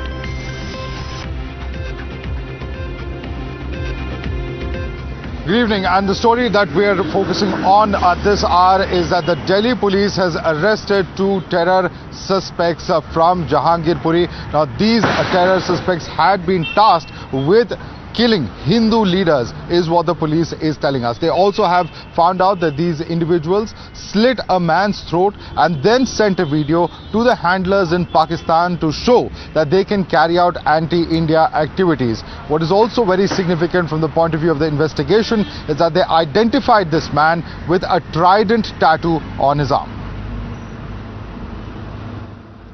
इनको funding भी हुई और इनको tasking भी दी गई कि अब आप पंजाब और आसपास के एरियाज में, नेबरिंग स्टेट्स में राइट विंग हिंदू लीडर्स को आइडेंटिफाई कीजिए, रैकी कीजिए और उन पर अटैक का प्लान बनाइए. ये एक बड़ी प्रिलिमिनरी स्टेज थी जिसमें हमने इनके पास वेपन्स वगैरह आ गए थे, लेकिन इससे पहले कि ये कुछ कर पाते या आइडेंटिफाई कर पाते, उसी टाइम पर ये पिक कर लिए गए, अरेस्ट कर लिए गए. Delhi police during the course of the investigation has also found out that these individuals were tasked with attacking leaders from Punjab and neighboring states. They were also given arms and money to carry out these attacks. 2024 का चुनाव जैसे जैसे नजदीक आएगा, राम मंदिर की जो opening का समय जैसे जैसे नजदीक आएगा, आपको ऐसी घटनाएं देश में सुनने को मिलेंगी. और बीजेपी आरएसएस इस देश में कुछ भी करवा सकते हैं, क्योंकि अब कोई हथियार नहीं है. सरकार, चाहे आर्थिक मोर्चा हो, चाहे विदेश नीति का मोर्चा हो, चाहे वो कृषि का मोर्चा हो, चाहे वो रोजगार का मोर्चा हो, इन 4 प्रमुख मोर्चों पर सरकार फेल है. तो इसी तरह की घटनाओं का इनका इतिहास रहा है. हम तो देश के लोगों से कहेंगे कि ये सजग रहें, ये किसी को भी इस तरह से फंसा के इस देश में टूट कर नफरत का माहौल बना सकते हैं. I have apprehension that it's a fair investigation, because in Delhi riots what happened, that the charges were framed against one community, and subsequently that was struck down by Supreme High Court, and High Court reprimanded the police that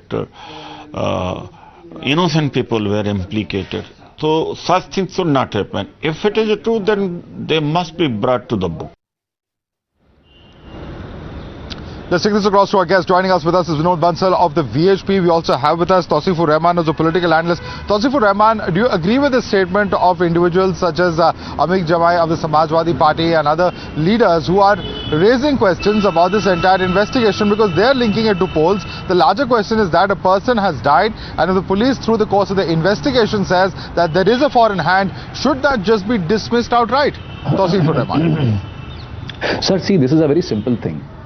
First of all, we should understand that we have lost one life. Who has killed? They don't belong to any community. If we want to target one community that Hindus are under khatra, Hindus are under danger right now, and Hindus have been targeted, I mean indirectly, some people, when they say the Hindus have been targeted, they do target one community, which is not fair. Now Naushad and this Jagjit Singh, I think they should be hanged till death. Anyone, if you find a genuine connection between Pakistan and India and they are targeting our Indians, whether they are Hindu or a Muslim, you know, they should be hanged till death. There should be, I mean, there should be no options. They should, you don't have to see whether he's Jagjit Singh or Naushad or Sharma or Gupta who's been involved. The only thing is that one Indian has lost his life because of this hooligans, and they should put behind the bars under any circumstances whatsoever. There should be no excuse, sir. No excuse at all. And well, I believe all the parties should come under one roof. Tausifur Rahman, that point is... Yeah. But that's not happening. That's the entire point, that's not happening. And what you referred to as the targeting of one particular community, let me get in a response of Vinod Bansal of the VHP on that. Vinod Bansal, while he says that all those responsible for such heinous acts of murder should be punished, he is also raising a question about whether all of this leads to the targeting of a particular community in the name of Hindus being under attack. How do you see this, Vinod Bansal? देखिए, ये तो सच्चाई है, कौन नहीं जानता। दुनिया के अंदर जो हमले करवा रहा है वो इस्लाम के नाम पर, जिहाद के नाम पर और पैगंबर के नाम पर जिस तरह से दुनिया भर में खून खराबा चल रहा है, उस खून खराबे की कड़ी का ही तो एक हिस्सा है। इसमें दिल्ली पुलिस ने क्या एक्सपोज कर दिया। और मैं कहता हूँ इस पे जो कांग्रेस और कांग्रेस की कोख में से जन्मे जितने भी पॉलिटिकल पार्टीज हैं, वेदर इट इज एसपी और समवन एल्स, ये सारे के सारे लोगों के मुंह में से एक शब्द नहीं निकलता जब हिंदुओं पर हमले की बात आती है।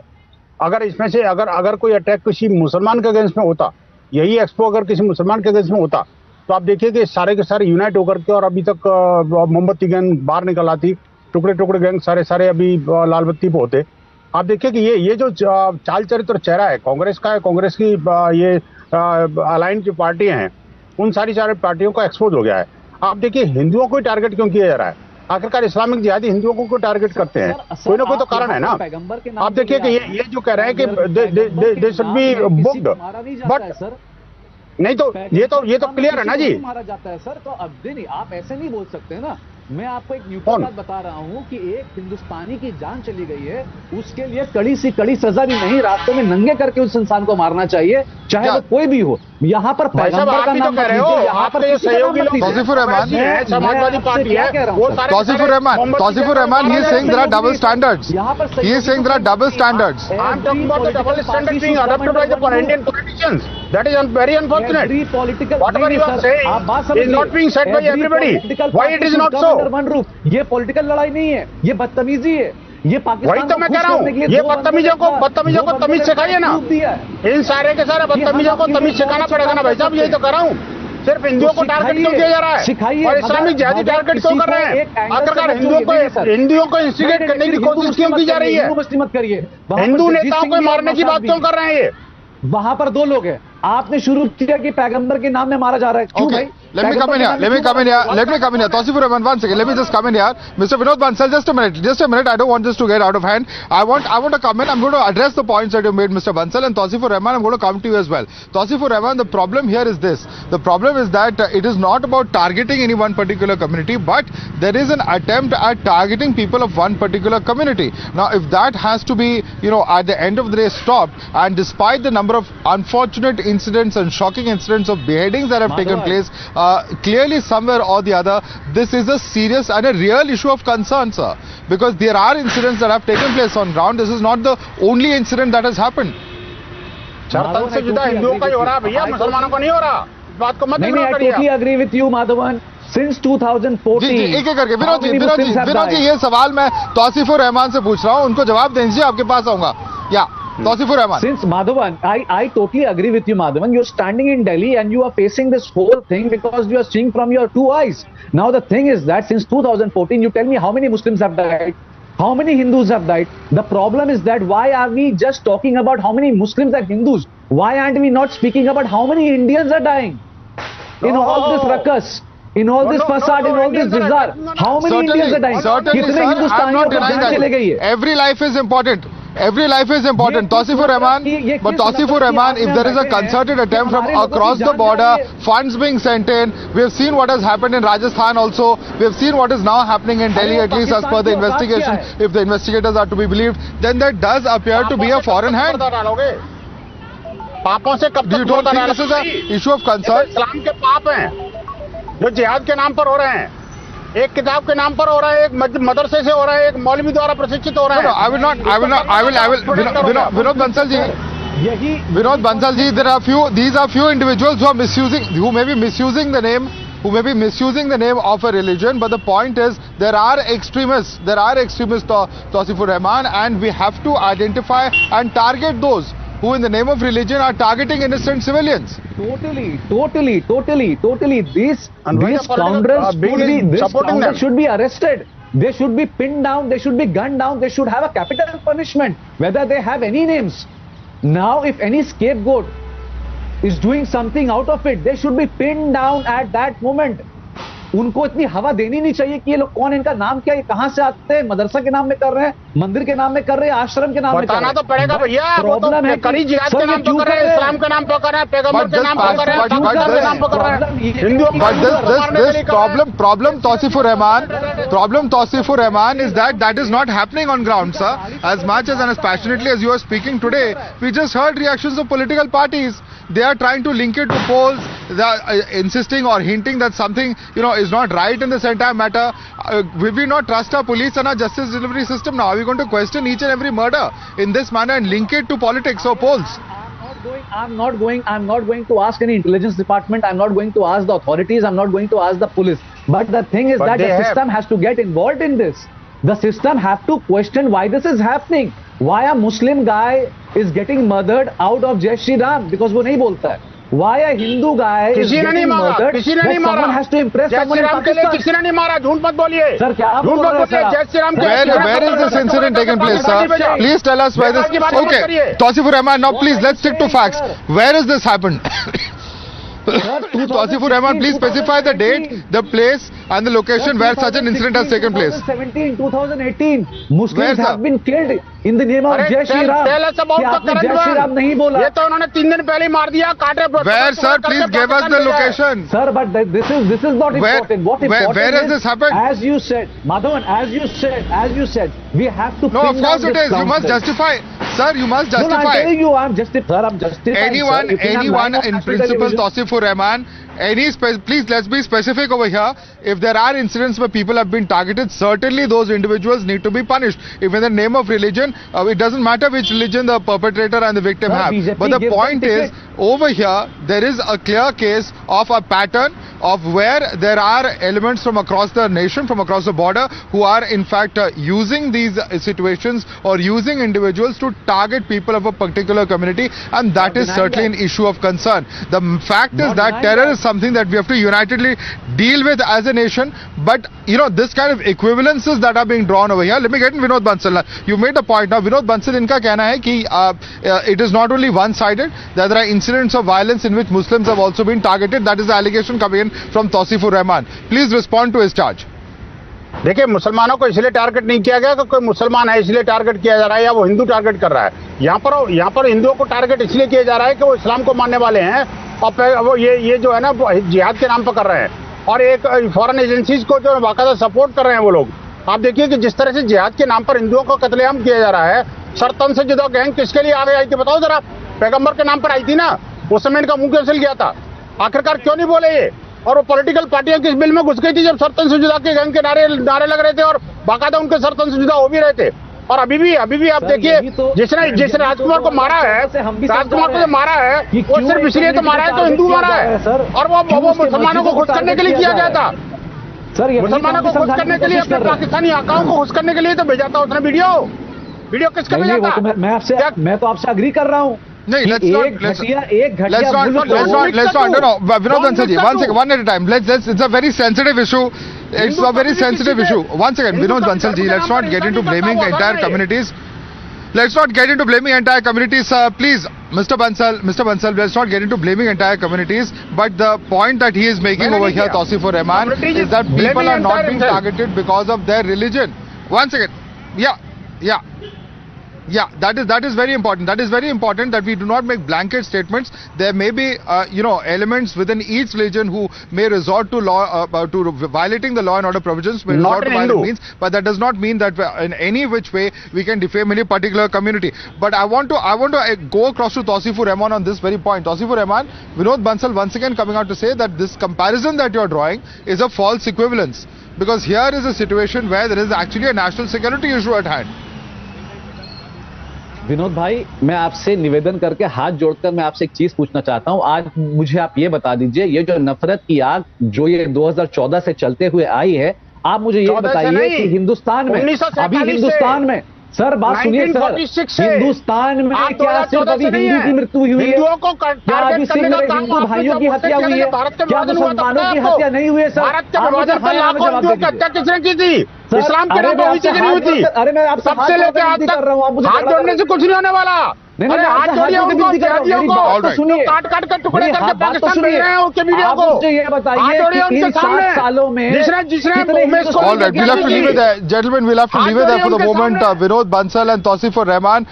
This is going to be a very, very heated debate, a debate that's not going to end anytime soon. But certainly, once the investigators do find out what is behind this entire incident and whether there was a larger network at play, what really and how many people were involved as far as this entire issue is concerned or conspiracy is concerned, perhaps we'll get further details as to what really has transpired. But I'd like to thank both of you for joining us. We're going to move on to another top focus story as far as the debate surrounding the collegium is concerned, with Law Minister Kiran Rijiju in fact writing on this entire issue. As far as the collegium is concerned, he suggested the inclusion of government representatives in Supreme Court's collegium to infuse transparency in the process of appointing judges. Now, he has also suggested that the High Court collegium also should be there, which has a representative of the state government, in order to dispel the notion that there is no transparency in the appointment of judges in the higher judiciary. Now, according to sources, the Supreme Court's of the opinion that the suggestion to include government representatives in the two-tier judge selection mechanism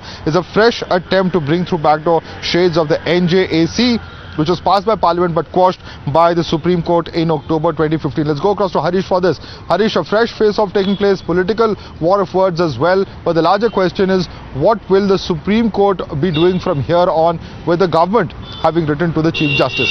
Harish.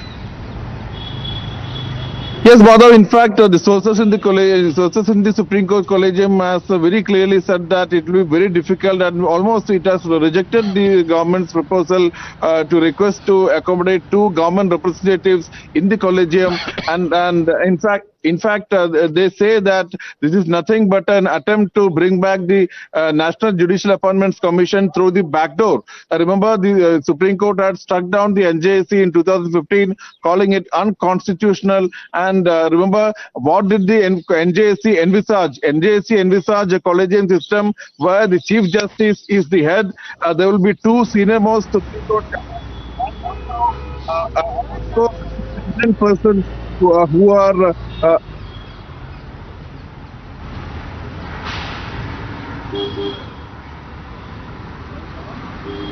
in fact, 2 eminent persons who have been chosen by a panel of Chief Justice, Leader of Opposition, and the Prime Minister. So, in a way, the Supreme Court Collegium is of the view that this is nothing but an attempt to bring back the Collegium NJAC through the back door. And as expected, the opposition is up in arms against the Law Minister's letter, saying it nothing but an attempt to attack the independence of the judiciary. In fact, Kejriwal has tweeted that. But Harish, within the opposition also there are leaders who have in fact suggested that the current way of the collegium should not continue, that in no institution is it completely within that institution itself, that there are absolutely no checks and balances. There are certain opposition leaders who've also expressed that view in the past. So what can we expect from here on to take place following the law minister's letter?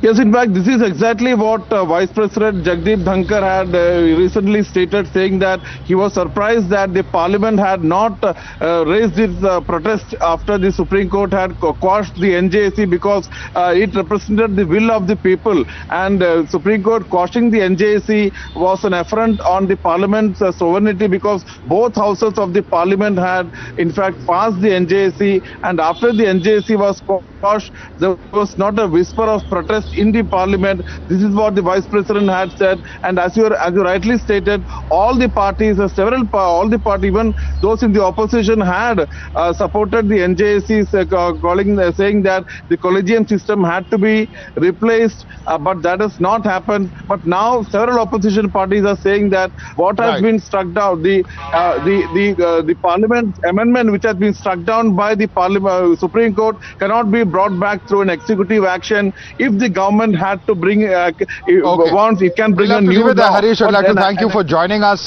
for more on this. We will in fact be bringing more updates for viewers on the other side in a very short break. But coming up on the other side is the controversy surrounding Ram and Ramayan that continues with the fresh comments coming in from a JDU leader. Stay tuned.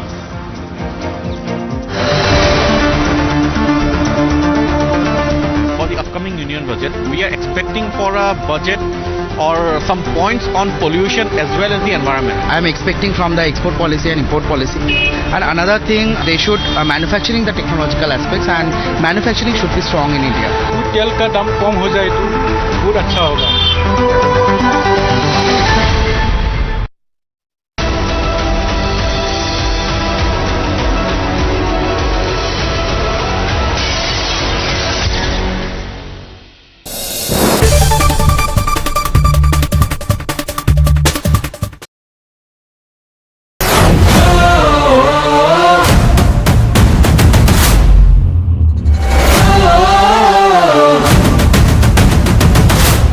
In case आप मिलेनियन वाली generation से हैं तो आपने शायद वो गाना सुना होगा, देखा जो तुझे यार दिल में बजी गिटार. सो कुछ ऐसे अगर आप मूड में हैं तो यहाँ पे ये गिटार की स्ट्रिंग्स टाइप दी गई हैं. एग्जैक्टली स्ट्रिंग्स नहीं है, बट ऐसे कुछ मूड में हैं तो आप इनका इस्तेमाल उस समय जरूर कर सकते हैं. अब आप समझ गए होंगे कि गाड़ी कौन सी है. हाल ही में इसका लॉन्च हुआ था. ये है BYD की Atto 3. और क्या परफॉर्मेंस, क्या रेंज, क्या डिजाइन, क्या फीचर्स BYD अपने इस इलेक्ट्रिक व्हीकल में दे रहा है, उन सभी के बारे में मैं आपसे बात करने वाला हूं इस वीडियो में. और वीडियो के अंत में हमेशा की तरह बात करेंगे 3 धांसू और 3 नॉट सो धांसू एलिमेंट्स मुझे क्या लगे इस BYD Atto 3 के बारे में. तो चलिए शुरुआत करते हैं.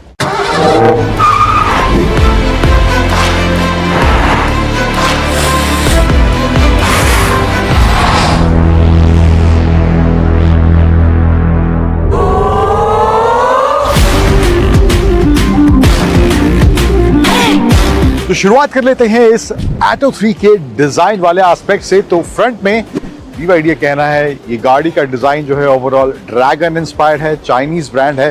तो कुछ वैसा ही एसेंस BYD कह रही है हमने इस गाड़ी के डिजाइन और स्टाइलिंग में देने की कोशिश करी है. हालांकि ड्रैगन इंस्पायर्ड तो मुझे फ्रंट ज्यादा नहीं लग रहा है, बट फिर भी यहाँ पे सेंटर में बड़ा सा BYD का लोगो है, क्रोम का एलिमेंट दिया गया है थ्रू आउट जो जाता है इसके फ्रंट हेडलाइट के ऊपर से सेंटर तक. एंड हेडलाइट जो है क्रिस्टल LED कॉम्बिनेशन लाइट्स यहाँ पर इसमें देखने को मिल रही हैं. एंड DRL देख रहे हैं, देखने में खूबसूरत ही काफी लग रहा है. इसका फ्रंट जो लाइट का सेक्शन है काफी स्लीक कॉम्पैक्ट इसका हेडलाइट का डिजाइन लग रहा है. एंड जो टर्न इंडिकेटर्स हैं वो भी इसके DRL में ही इंटीग्रेटेड हैं. तो यहाँ पे जब इसको टर्न इंडिकेटर ऑन होंगे तो ये DRL टर्न इंडिकेटर का काम भी करेगा. इसके अलावा इलेक्ट्रिक गाड़ी है तो फ्रंट में कुछ यहाँ पे इवेंट वगैरह देखने को नहीं मिलेगा, ऑब्वियस है. एंड इसमें जो है ADAS लेवल 2 के फीचर्स देख सकते हैं आप, यहाँ सेंसर्स वगैरह, रेडार वगैरह यहाँ पे इसमें देखने को मिल रहा है. एंड 360 डिग्री कैमरा यहाँ पर इस BYD की Atto 3 में इधर दिया गया है. साइड प्रोफाइल पे आए तो यहाँ पर जो टायर्स इसमें दिए गए हैं वो हैं 18 इंच के 215 सेक्शन के टायर्स दिए गए हैं. एंड यहाँ पे जो डिजाइन है एलॉयस का, ये भी थोड़ा स्पोर्टी स्टाइलिश देखने में जरूर लग रहा है। BYD का हब यहाँ पे सेंटर में दिया गया है व्हील में, एंड ओवरऑल जो यहाँ पे डिजाइन है, यहाँ पे क्लैडिंग थ्रू आउट जाती हुई आपको पीछे तक इसमें देखने को मिलेगी। BYD डिजाइन की बैजिंग यहाँ दी गई है क्रोम में। यहाँ पे जो है इसका ये चार्जिंग सॉकेट है, एंड इसका जो चार्जिंग सॉकेट है वो आप एक्सटर्नल पावर कहीं आपको देनी है, छोटा मोटा कुछ आपको कॉफी मशीन टाइप, छोटा मोटा फ्रिज आपको यहाँ पे इससे एक्टिवेट करना है, इलेक्ट्रिसिटी देनी है वहाँ पे, तो उसका इस्तेमाल इस तरह से भी करा जा सकता है। तो ये एक ऑप्शन BYD ने इस Atto 3 में दिया है। देन साइड प्रोफाइल में क्रोम का एलिमेंट थ्रू आउट इसके विंडोज के आसपास, एंड यहाँ पर थोड़ा ये सिल्वर टच इसके रूफ रेल में इधर देखने को मिल रहा है। डोर हैंडल्स जो हैं बॉडी कलर्ड है, एंड ORVM जो है इसमें जो है हीटेड का भी ऑप्शन दिया गया है। तो हीटेड ORVMs है एंड ब्लाइंड स्पॉट मॉनिटरिंग के फीचर्स ऑब्वियसली यहाँ देखने को मिलेंगे, क्योंकि ADAS लेवल 2 के सेफ्टी फीचर्स इसमें दिए गए हैं।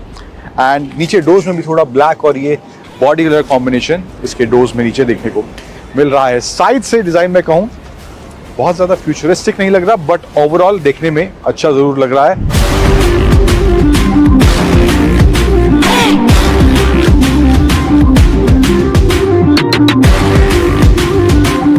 इसके अलावा रियर में आए तो रियर में यहाँ पे थोड़ा स्पॉइलर वाला फील दिया गया है इधर, एंड पियानो ब्लैक और ये बॉडी कलर ब्लू के कॉम्बिनेशन में अच्छा सेक्शन। जो interesting section in terms of design मुझे लगता है वो है इसका ये टेल लाइट का डिजाइन। जो ये स्ट्रिप जा रही है इसकी टेल लाइट की जोड़ती है। अब अमूमन ऑलमोस्ट सभी गाड़ियों में ये डिजाइन एलिमेंट हमें देखने को मिल रहा है, बट यहाँ पे इस BYD के Atto 3 में भी ये अच्छा देखने में रियर प्रोफाइल फ्रंट प्रोफाइल के मुकाबले मुझे ज्यादा बेहतर देखने में जरूर लग रहा है। क्रोम का एलिमेंट भी थोड़ा है, एंड BYD की फुल फॉर्म अगर आपको नहीं पता in case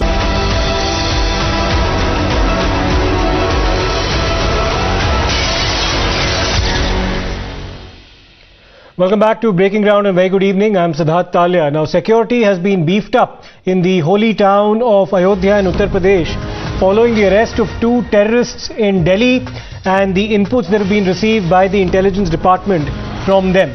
The security alert is being seen at the yellow zone point, major intersections of Ayodhya, and the intelligence agencies have received inputs from the 2 suspected terrorists who've been caught in Delhi that an incident could possibly take place through the use of means such as suicide bombing near the Ram Janmabhoomi site. Let's in fact go across to Amir Haq for more updates on this. Amir, the intelligence agencies have flagged off a threat to the Ram Janmabhoomi in Ayodhya. Tell us about the security arrangements now being undertaken in Ayodhya at the Ram Janmabhoomi site following these inputs.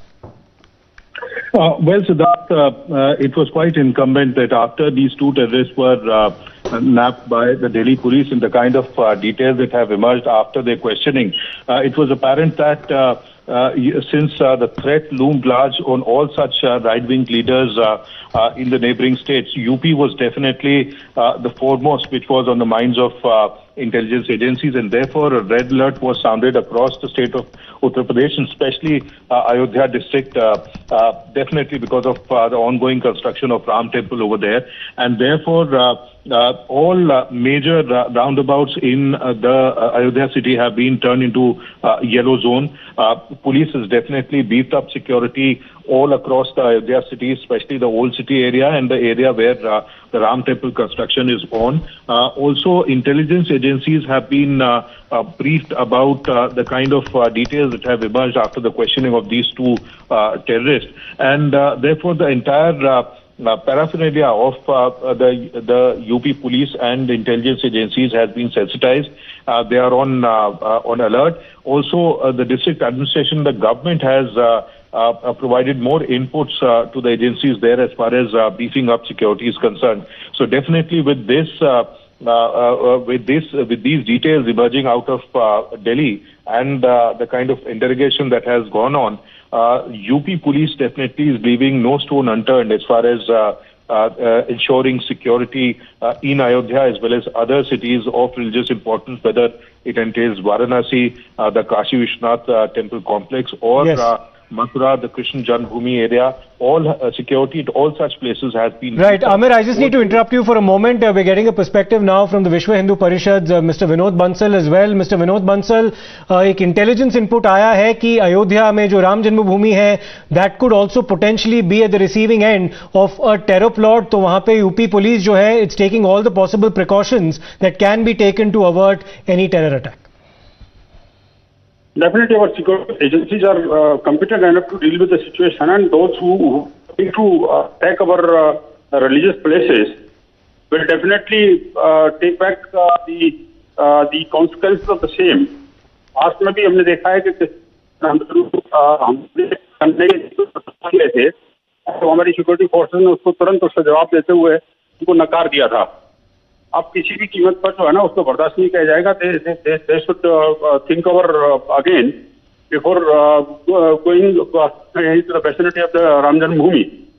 आप देखिए कि जिस तरह से ये जो terror plot किए जा रहे हैं, चाहे हिंदू लीडर्स की बात हो, हिंदू रिलीजियस प्लेसेस की बात हो, हिंदू एस्टेब्लिशमेंट की बात हो, अब ये जो है जो आतंकवादी संगठन है या आतंकवादी की मानसिकता के लोग हैं, वो उनको जो पैसीपना है या ये कहना चाहिए वो जो कायराना अंदाज है वो एक्सपोज हो रहा है बेसिकली. अब ऐसा लग रहा है जैसे गीदड़ की मौत आती है तो शहर की तरफ दौड़ता है. वो सिचुएशन अब इनकी आ रही है. मुझे लगता है कि जो मुस्लिम लीडरशिप है और दूसरा जो मुस्लिम यूथ को बरकराने का काम जो कर रहे हैं लोग, उनको इस बातों से थोड़ा सा अपने आप को काबू में रखना चाहिए.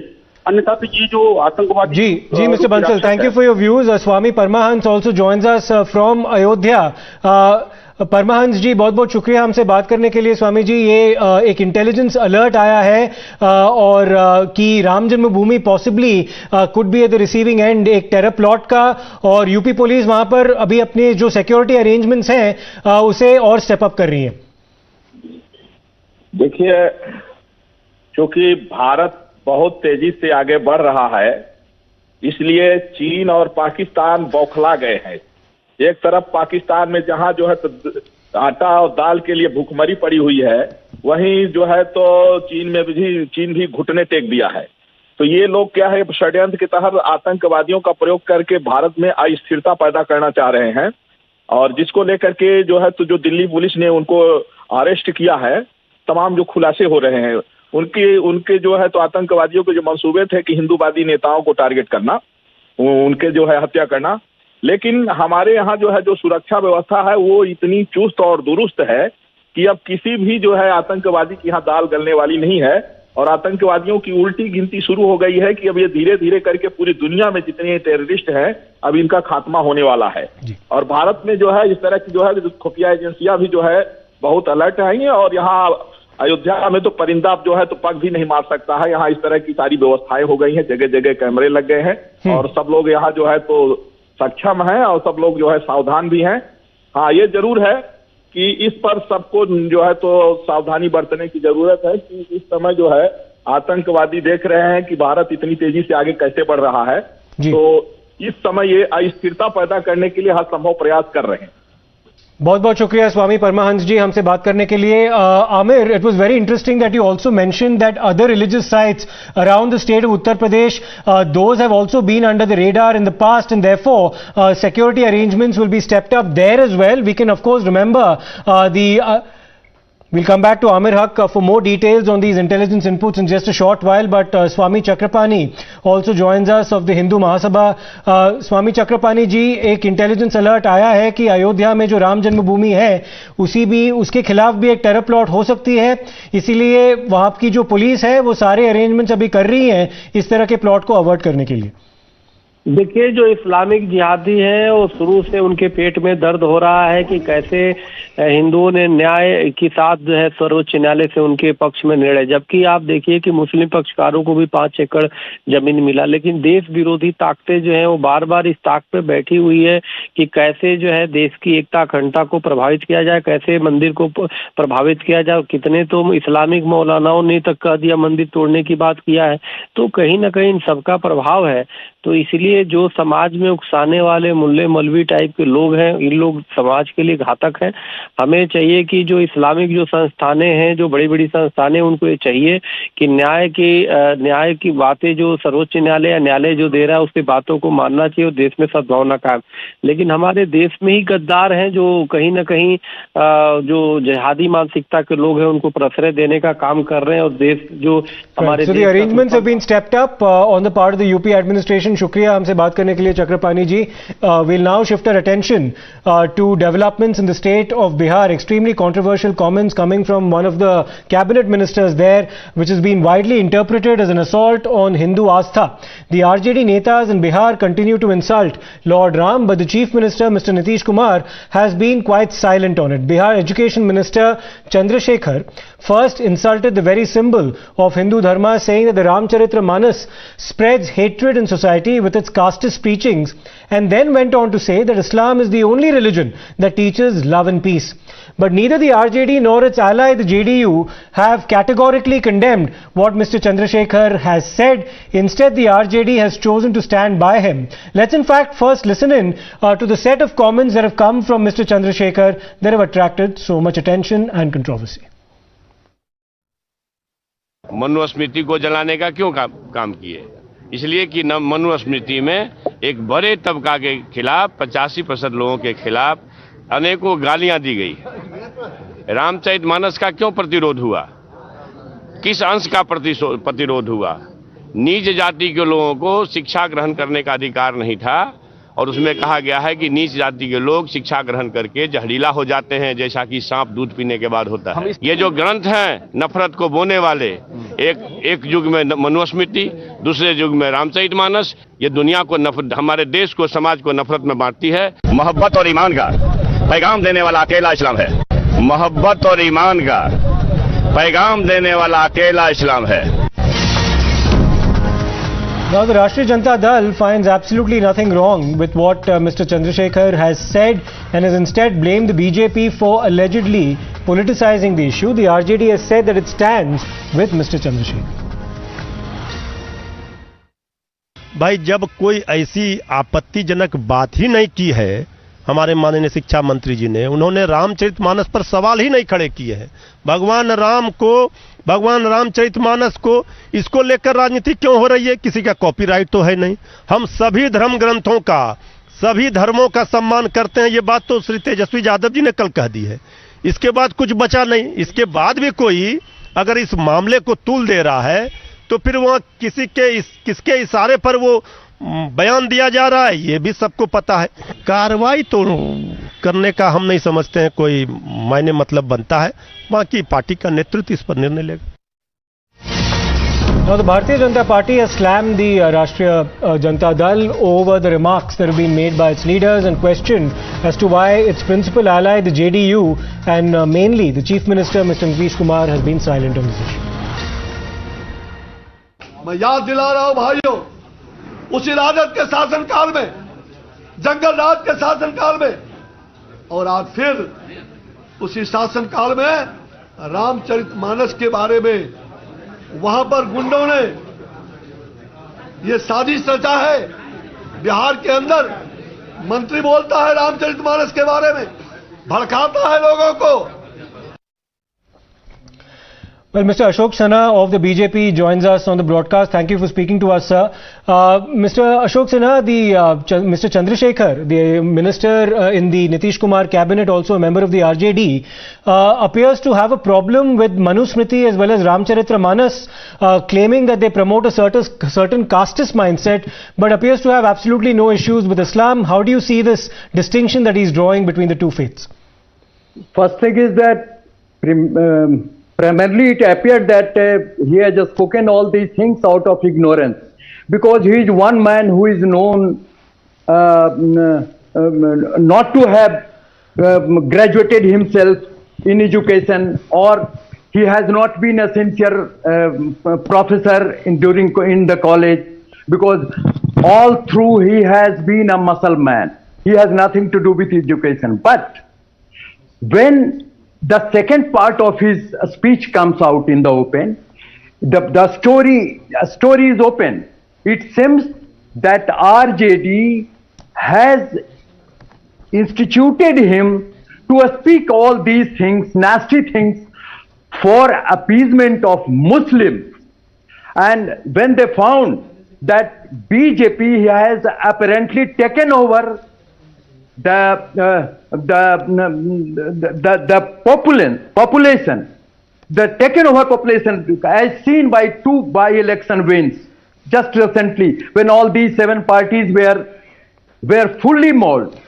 They right, Mr. Ashok Sinha, I have to just interrupt you there, sir, because Mr. Ravi Shankar Prasad is now holding a press conference, giving us an update on the National Executive Meet of the देश से सभी प्रतिनिधि उपस्थित हैं, 1-2 को छोड़कर करके, कुछ इनकी निजी कारण नहीं होगी। सारे मुख्यमंत्री, उप मुख्यमंत्री, विपक्ष के नेता, प्रांतों के अध्यक्ष, सभी और केंद्रीय मंत्रीगण, माननीय प्रधानमंत्री सभी उपस्थित हैं।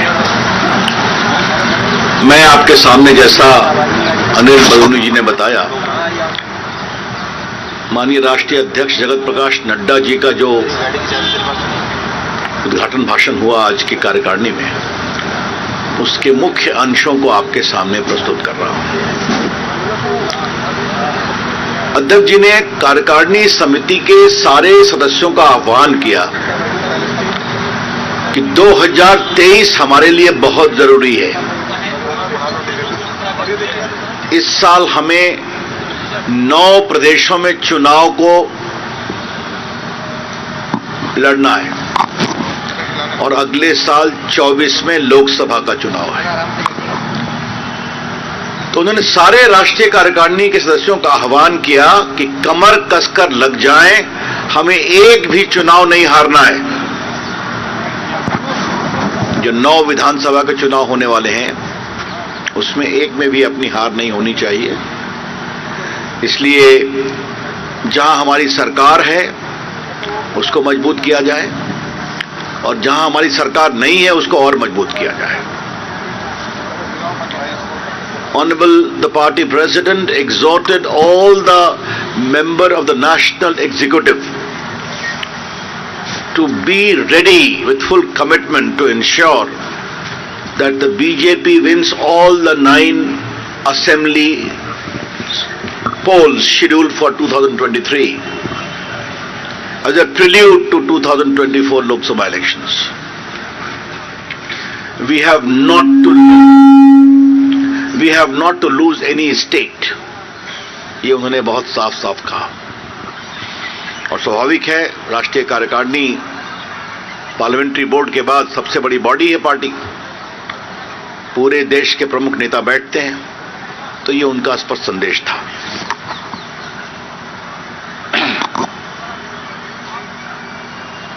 आपको मालूम है कि अध्यक्ष जी का एक और निर्देश पहले हुआ था, जिसकी रूपरेखा माननीय प्रधानमंत्री जी ने स्वयं दी थी कि हमें कमजोर बूथों को ठीक करना है और 72,000 बूथ आइडेंटिफाई किए गए थे।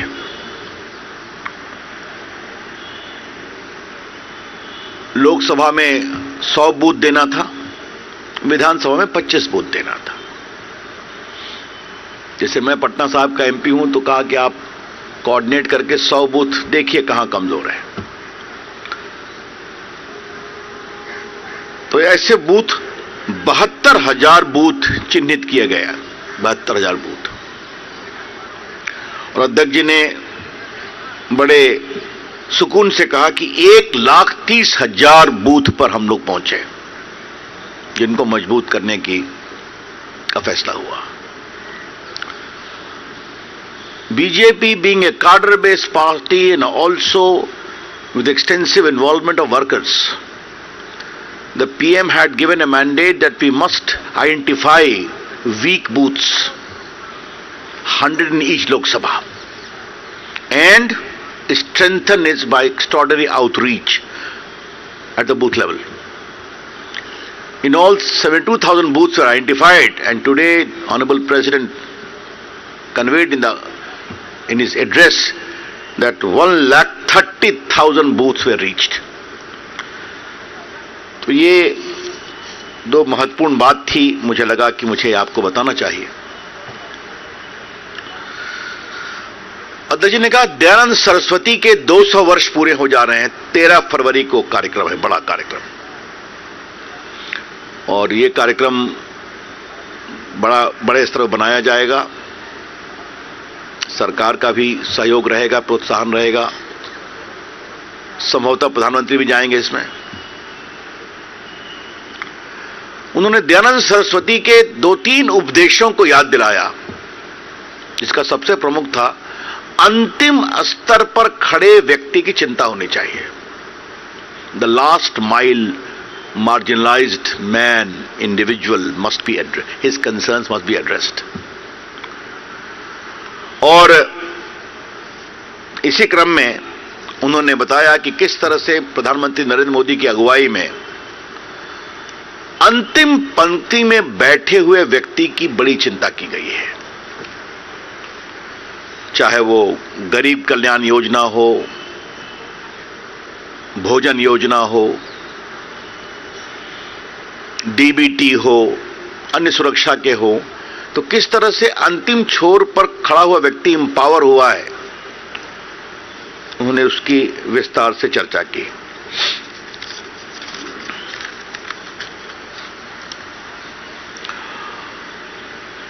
अध्यक्ष जी ने 15 अगस्त को लाल किले पर माननीय प्रधानमंत्री जी ने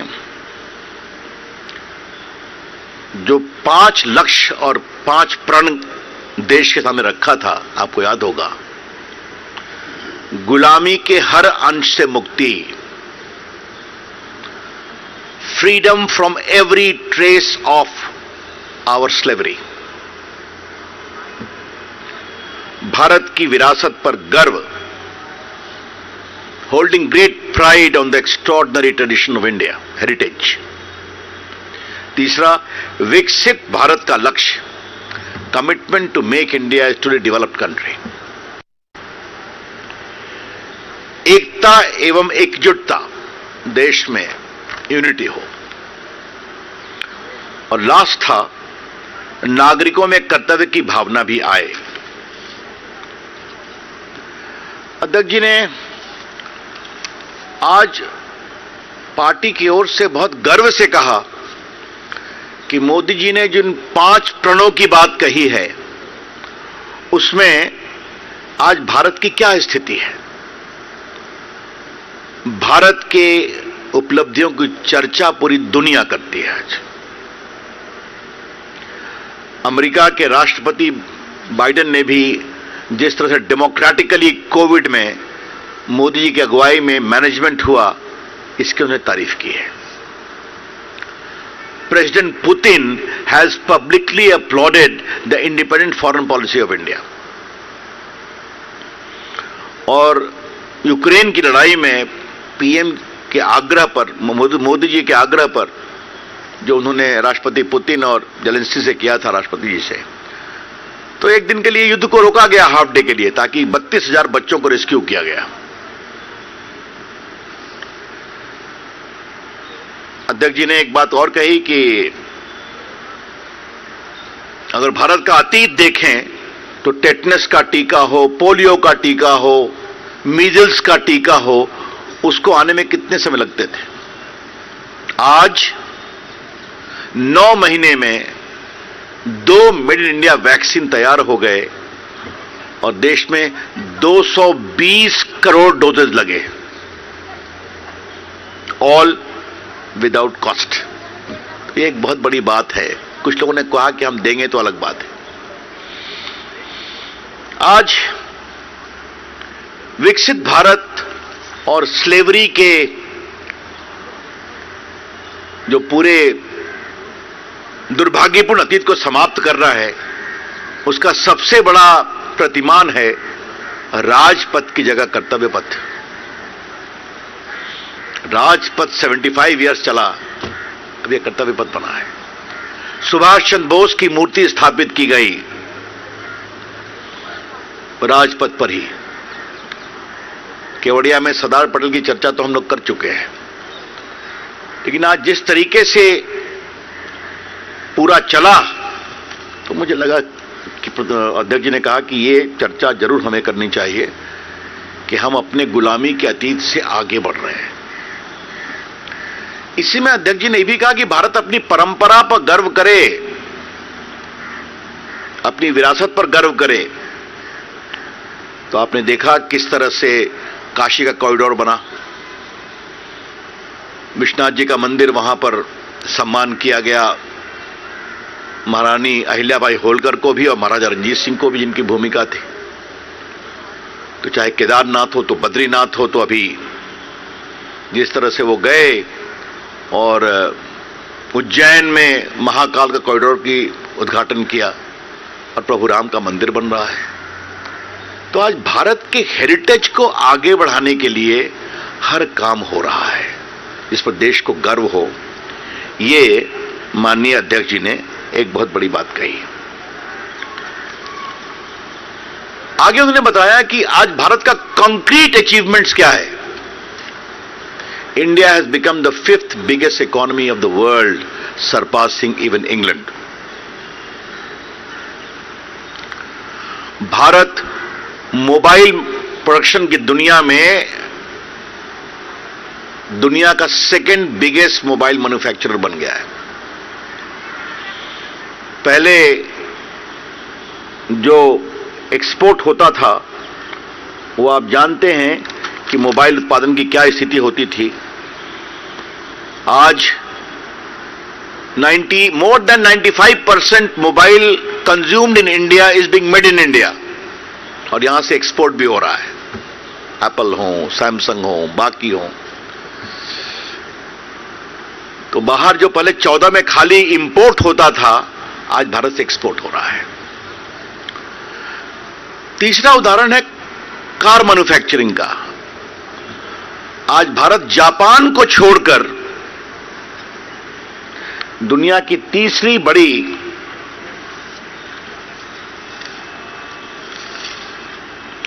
ऑटोमोबाइल मैन्युफैक्चरिंग कंट्री बन गया है। स्टार्टअप में वर्ल्ड का 4th है।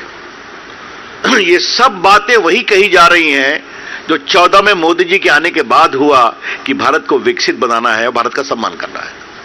तो कोई पहले की बात नहीं कही जा रही है। तो वंदे भारत एक्सप्रेस देख लीजिए, मेड इन इंडिया, रोज चल रही है नए नए जगहों पर। कल ही पीएम ने उद्घाटन किया उसका।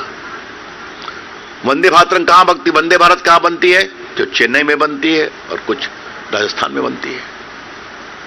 तो क्या ट्रेन, क्या मोबाइल, क्या यूपीआई फिनटेक मूवमेंट, वर्ल्ड का 40% जो डिजिटल ट्रांजैक्शन फाइनेंशियल होता है यूपीआई के माध्यम से होता है।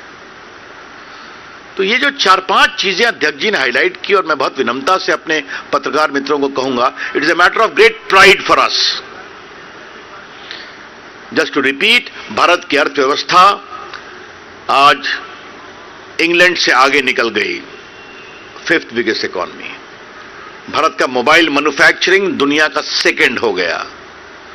भारत का ऑटोमोबाइल मैन्युफैक्चरिंग दुनिया का 3rd हो गया। So that's Ravi Shankar Prasad. Remember, this comes at a time when the 2-day BJP executive meet has begun already after the massive roadshow in which the Prime Minister himself took part, and an overwhelming response on ground really with regards to the BJP supporters. Now remember, there are union ministers, chief ministers, top BJP leaders from across the country who will be taking part in this very crucial meeting of the Bharatiya Janata Party, which is going to take place over the next 2 days, of which Prime Minister Narendra Modi today was part of while he began with the roadshow. He took part in the roadshow, and the Congress too has used this as an opportunity to hit out at the BJP, saying this is an impact of the Bharat Jodo Yatra currently being led by Rahul Gandhi. It's an ongoing war of words that we continue to track, but before that, a quick check of the top 50 updates here on Times Now.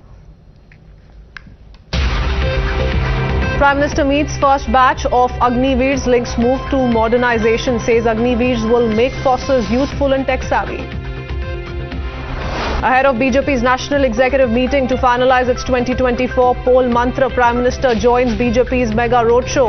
Congress calls it a result of Bharat Jodo. BJP and AAP play protest versus protest. BJP leads dharna in assembly. Chief Minister Kejriwal leads march against Delhi Lieutenant Governor over teacher training policy. Massive transparency push by centre. Law Minister writes to CJI over appointment of judges, seeks representation in collegium. AAP Chief Kejriwal wades into collegium clash, slams interference by the centre. Arrested terror suspects with alleged Pak links were given a hit list of Hindu leaders. Disclosure triggers alarm. Another round of Gehlot versus Sachin Pilot in Rajasthan. MLAs belonging to Pilot camp skip meeting called by the Chief Minister. Back-to-back insult of Hindu Astha, but Nitish Kumar and Tejashwi won't condemn their netas. BJP calls out appeasement. Farooq Abdullah joined Rahul Gandhi's Bharat Jodo, but his neta mocks the forces, gives Pakistan a clean sheet for Pulwama. BJP dares Congress to take a stand. Election Commission gives a demo of remote EVM prototype to all parties. Congress opposes idea, calls it sketchy. As Delhi dangle continues, BJP MLAs staged protest against Delhi pollution. They also turned up outside the assembly wearing oxygen masks. After protests, the Lieutenant Governor agreed to meet the Delhi Chief Minister and the Deputy Chief Minister, but the Chief Minister digged in heels, refused to meet the Lieutenant Governor alone, said the Lieutenant Governor has to meet all Aam Aadmi Party netas. Supreme Court declines to hear plea on Joshimath crisis, says High Court should handle it as a matter of principle. First visuals of those resembling Rajouri killer surface. The killers still run free. Remember, after killing 5 in Rajouri attack, search operation still underway. Shocking hit and run in Chandigarh caught on camera. Thar mows down 16-year-old who was feeding stray dogs. Mamta defends tainted MLA Zakir Hussain after IT raided him, says he was helping poor, alleges BJP misusing agencies. Belgavi Municipal Corporation seals building that was converted to a mosque 5 days ago after Sri Ram Sene raised objection over construction of mosque in a residential property. As India looks forward to the opening of the Bhavya Ram Mandir in 2024, Pakistan-based terror outfit Lashkar-e-Toiba and Jaish-e-Mohammed's plan to attack the temple in a bid to foment communal trouble. Intelligence agencies issued alert. Anantnag admin conducts anti-encroachment drives in Kokarnag, assuring that the land will be used for development of playfield. Drive likely to continue till January 31st. Patiala House Court today, in connection with the 200 crore rupee money laundering case, has issued a notice on actor Jacqueline Fernandez's application to travel to Dubai. Until 29 January, the case will be heard again on the 25th. Bull tamer Arvind Raj, who was critically injured while participating in Jallikattu at Palmendu in Madurai, died after being admitted to the Rajaji Government Hospital. Finance Minister Nirmala Sitharaman said the central government will continue to work for the middle class as she gears up to announce the Union Budget 2023. Case filed against 8 people in Maharashtra's Wasim for dancing with a photo of Mughal ruler Aurangzeb after a video of the celebration went viral on social media. Around 8 officials of the Income Tax Department raided the residence and coffee estate of Karnataka Kisan Cell head and Congress leader Akmal in Chikmagaluru district. On the occasion of Army Day, 4 elect soldiers of Indian Army showcased their skills during the celebrations in Udhampur. An escort vehicle in the convoy of Union Minister of State Ashwini Chaubey met with an accident. The accident happened late on Sunday night, where the vehicle overturned and fell into a pit. After receiving a notice from the DCW Chief Swati Maliwal, the police have filed an FIR against social media comments on the daughters of cricketers MS Dhoni and Virat Kohli, also Rohit Sharma. Supreme Court bench comprising of Chief Justice D.Y. Chandrachud and Justice P.S. Narasimha and also J.B. Pardewala sought the centre's response on a batch of petitions about the criminalization of marital rape. The first in-structure working group meeting begins in Pune today under India's G20 presidency and will focus on various facets of making cities economic centres of growth, financing urban infrastructure. An Indian Navy contingent is seen rehearsing for Republic Day parade on Kartavya Path on a foggy morning early today. A 33-year-old painter was arrested by Mumbai's Malwani police for allegedly making fake 200 rupees denomination banknotes. In fact, Malwani police seized 200 rupee notes with a face value of 60,000 and further probe is underway. An encounter broke out between Naxals and police in the Vedampally forest in Maharashtra's Gadchiroli. Police team seized a large number of weapons and Naxals material from the spot. Temperature in national capital has fallen significantly as the intense cold conditions return to the city. According to IMD reports, Delhi is likely to experience a cold wave over the next 3 days. School in Rajasthan's Udaipur will remain closed till 18 January for students till class 8 due to cold wave conditions in the country. A terrible road accident took place in Haryana's Gurugram. Police's ERV van collided with another vehicle and a newborn baby succumbed in this accident. Further probe is underway. Rahul Gandhi-led Yatra resumed today from Punjab's Jalandhar after he attended last rites of party MP Santokh Singh, who died during the foot march. Medical shop owner was allegedly robbed at gunpoint in Punjab's Faridkot. The entire incident was caught on cameras, where the medical shop owner was pointed a gun at by a man while his assailants robbed the store. A delivery agent with food delivery partner Swiggy passed away at the hospital in Hyderabad after he fell from the first floor of a building escaping an alleged attack by a pet dog. After having won the Best Song Award for Natu Natu at Golden Globe, RRR has also bagged Best Foreign Language Film in the 28th Critics' Choice Awards held earlier today. RRR movie music composer M.M. Keeravani expressed gratitude as legendary Hollywood director James Cameron complimented his music in the action drama film. In some international updates, Nepal began one-day national mourning a day after the plane crashed while attempting to land at a newly opened airport, killing at least 68 of the 72 people on board. Kathmandu Airport Authority officials said that the black box of the Yeti Airlines plane that crashed with 5 Indian people on board as well among the 72 in total has been found. A 6.0 magnitude earthquake rocked western Indonesia earlier today. So far, no reports of serious damages or casualties have been reported. An Indonesian court began trial against 5 men on charges of negligence leading to the death of 135 people after police fired tear gas inside a soccer stadium and set off a panicked run for the exits in which many were crushed. Ukrainian President Zelensky said that the rescuers were fighting for every person caught in a Russian strike on an apartment building in Dnipro.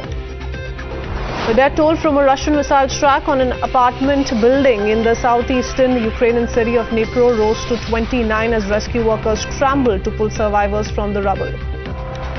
A SpaceX Falcon lifted off Launch Complex 39A at Kennedy Space Center in Florida, carrying the U.S. Space Force USSF-67 mission to geostationary Earth orbit. Hundreds of people gathered at the casket of Constantine, the former and the last king of Greece, was carried into a chapel ahead of his funeral. President Joe Biden has made a historical pilgrimage to what he calls America's Freedom Church to mark Martin Luther King Jr.'s birthday. China's chief diplomat was in Cairo for talks with Egyptian and Arab League officials, marking his last stop in a multi-leg trip to Africa that aims to consolidate Beijing's footprint across the resource-rich continent. And well, for the first time since the record-breaking Gujarat election victory, Prime Minister Narendra Modi took part in a mega roadshow in the national capital today. Ahead of the crucial national executive meeting of the BJP, the Prime Minister acknowledged the love and support of a sea of crowds that had turned out to felicitate the man who has been credited with steering BJP to historic heights. Thousands lined up both sides of the stretch from Patel Chowk to the NDMC venue, the NDMC Centre, to get a glimpse of their beloved leader, showering petals, chanting Modi, Modi slogans. वो ऐसे प्रधानमंत्री, यशस्वी प्रधानमंत्री, हमें गर्व है कि हम अपने देश में ऐसे प्रधानमंत्री को पाके हमारा सौभाग्य है कि हम अपने ऐसे प्रधानमंत्री को पाए। राहुल जी भारत जोड़ रहे हैं, बट भारत तो कांग्रेस से तोड़ा था, तो भारत तो जोड़ा मोदी जी ने है। इन्होंने तो सिर्फ बांटा है, अलग अलग धार्मिक वक्फ बोर्ड बना करके। हमारे देश के प्रधानमंत्री हैं, बहुत अच्छे हैं और आगे को भी यही आएंगे 24 में भी। पद यात्रा बहुत सफल रहेगी। आने वाले 2024 में मोदी जी ही आएंगे। हर हर मोदी, घर घर मोदी, सबके घर मोदी आएंगे। इतने अच्छे प्रधानमंत्री, हमारे देश के प्रधानमंत्री है, गौरवशाली प्रधानमंत्री है, बहुत ही हमारे देश में बहुत अच्छा काम करा है, हमारे देश को इतना आगे लेकर गए हैं। After having received so much love from the people there, including the BJP supporters, the common man, the Prime Minister then went to inaugurate BJP's two-day meeting. And it could not have come at a more crucial time. Remember, 9 states are set to go to polls this year and will set the tone for the 2024 general elections. BJP's national president, JP Nadda, union ministers, several of them, including Home Minister Amit Shah, chief ministers of BJP-ruled states and other senior party leaders will all be brainstorming to chalk out a foolproof plan to ensure that BJP gets a firm lead on its opponents. And the agenda is clear, not a single defeat is acceptable. Honorable the party president exhorted all the members of the national executive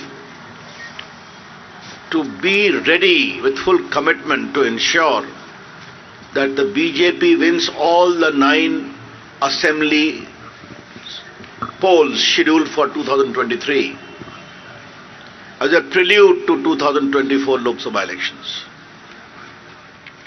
We have not to lose any state. As BJP strategizes on the path ahead, opposition saw red over Prime Minister's roadshow, calling it a desperate bid to salvage BJP's declining prospects. Critics even went on to dub it event management on part of the BJP. Congress said the roadshow reflected the insecurity of the BJP, rattled by the popularity and the success of Rahul Gandhi's Bharat Jodo Yatra.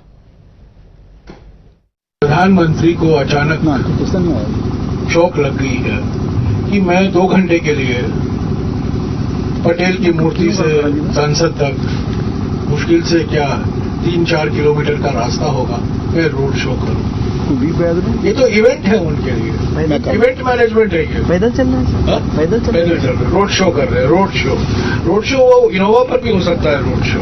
पर ये दर्शाता है कि BJP बौखलाई हुई है, घबराहट में है, परेशानी में है और कैसे भी न्यूज मैनेजमेंट करना चाहती है ताकि भारत जोड़ो यात्रा के बारे में खबर पीछे हट जाए और हेडलाइन बने। Mr. Jairam Ramesh says it's correct that they are feeling insecure. First, they wanted to defame and dilute Bharat Jodo Yatra, but they did not succeed. Now Rahul ji is taking a crowd which nobody in the world would have taken. Definitely they are getting jittery. He is not performing the Prime Ministership job, rather performing as a BJP president.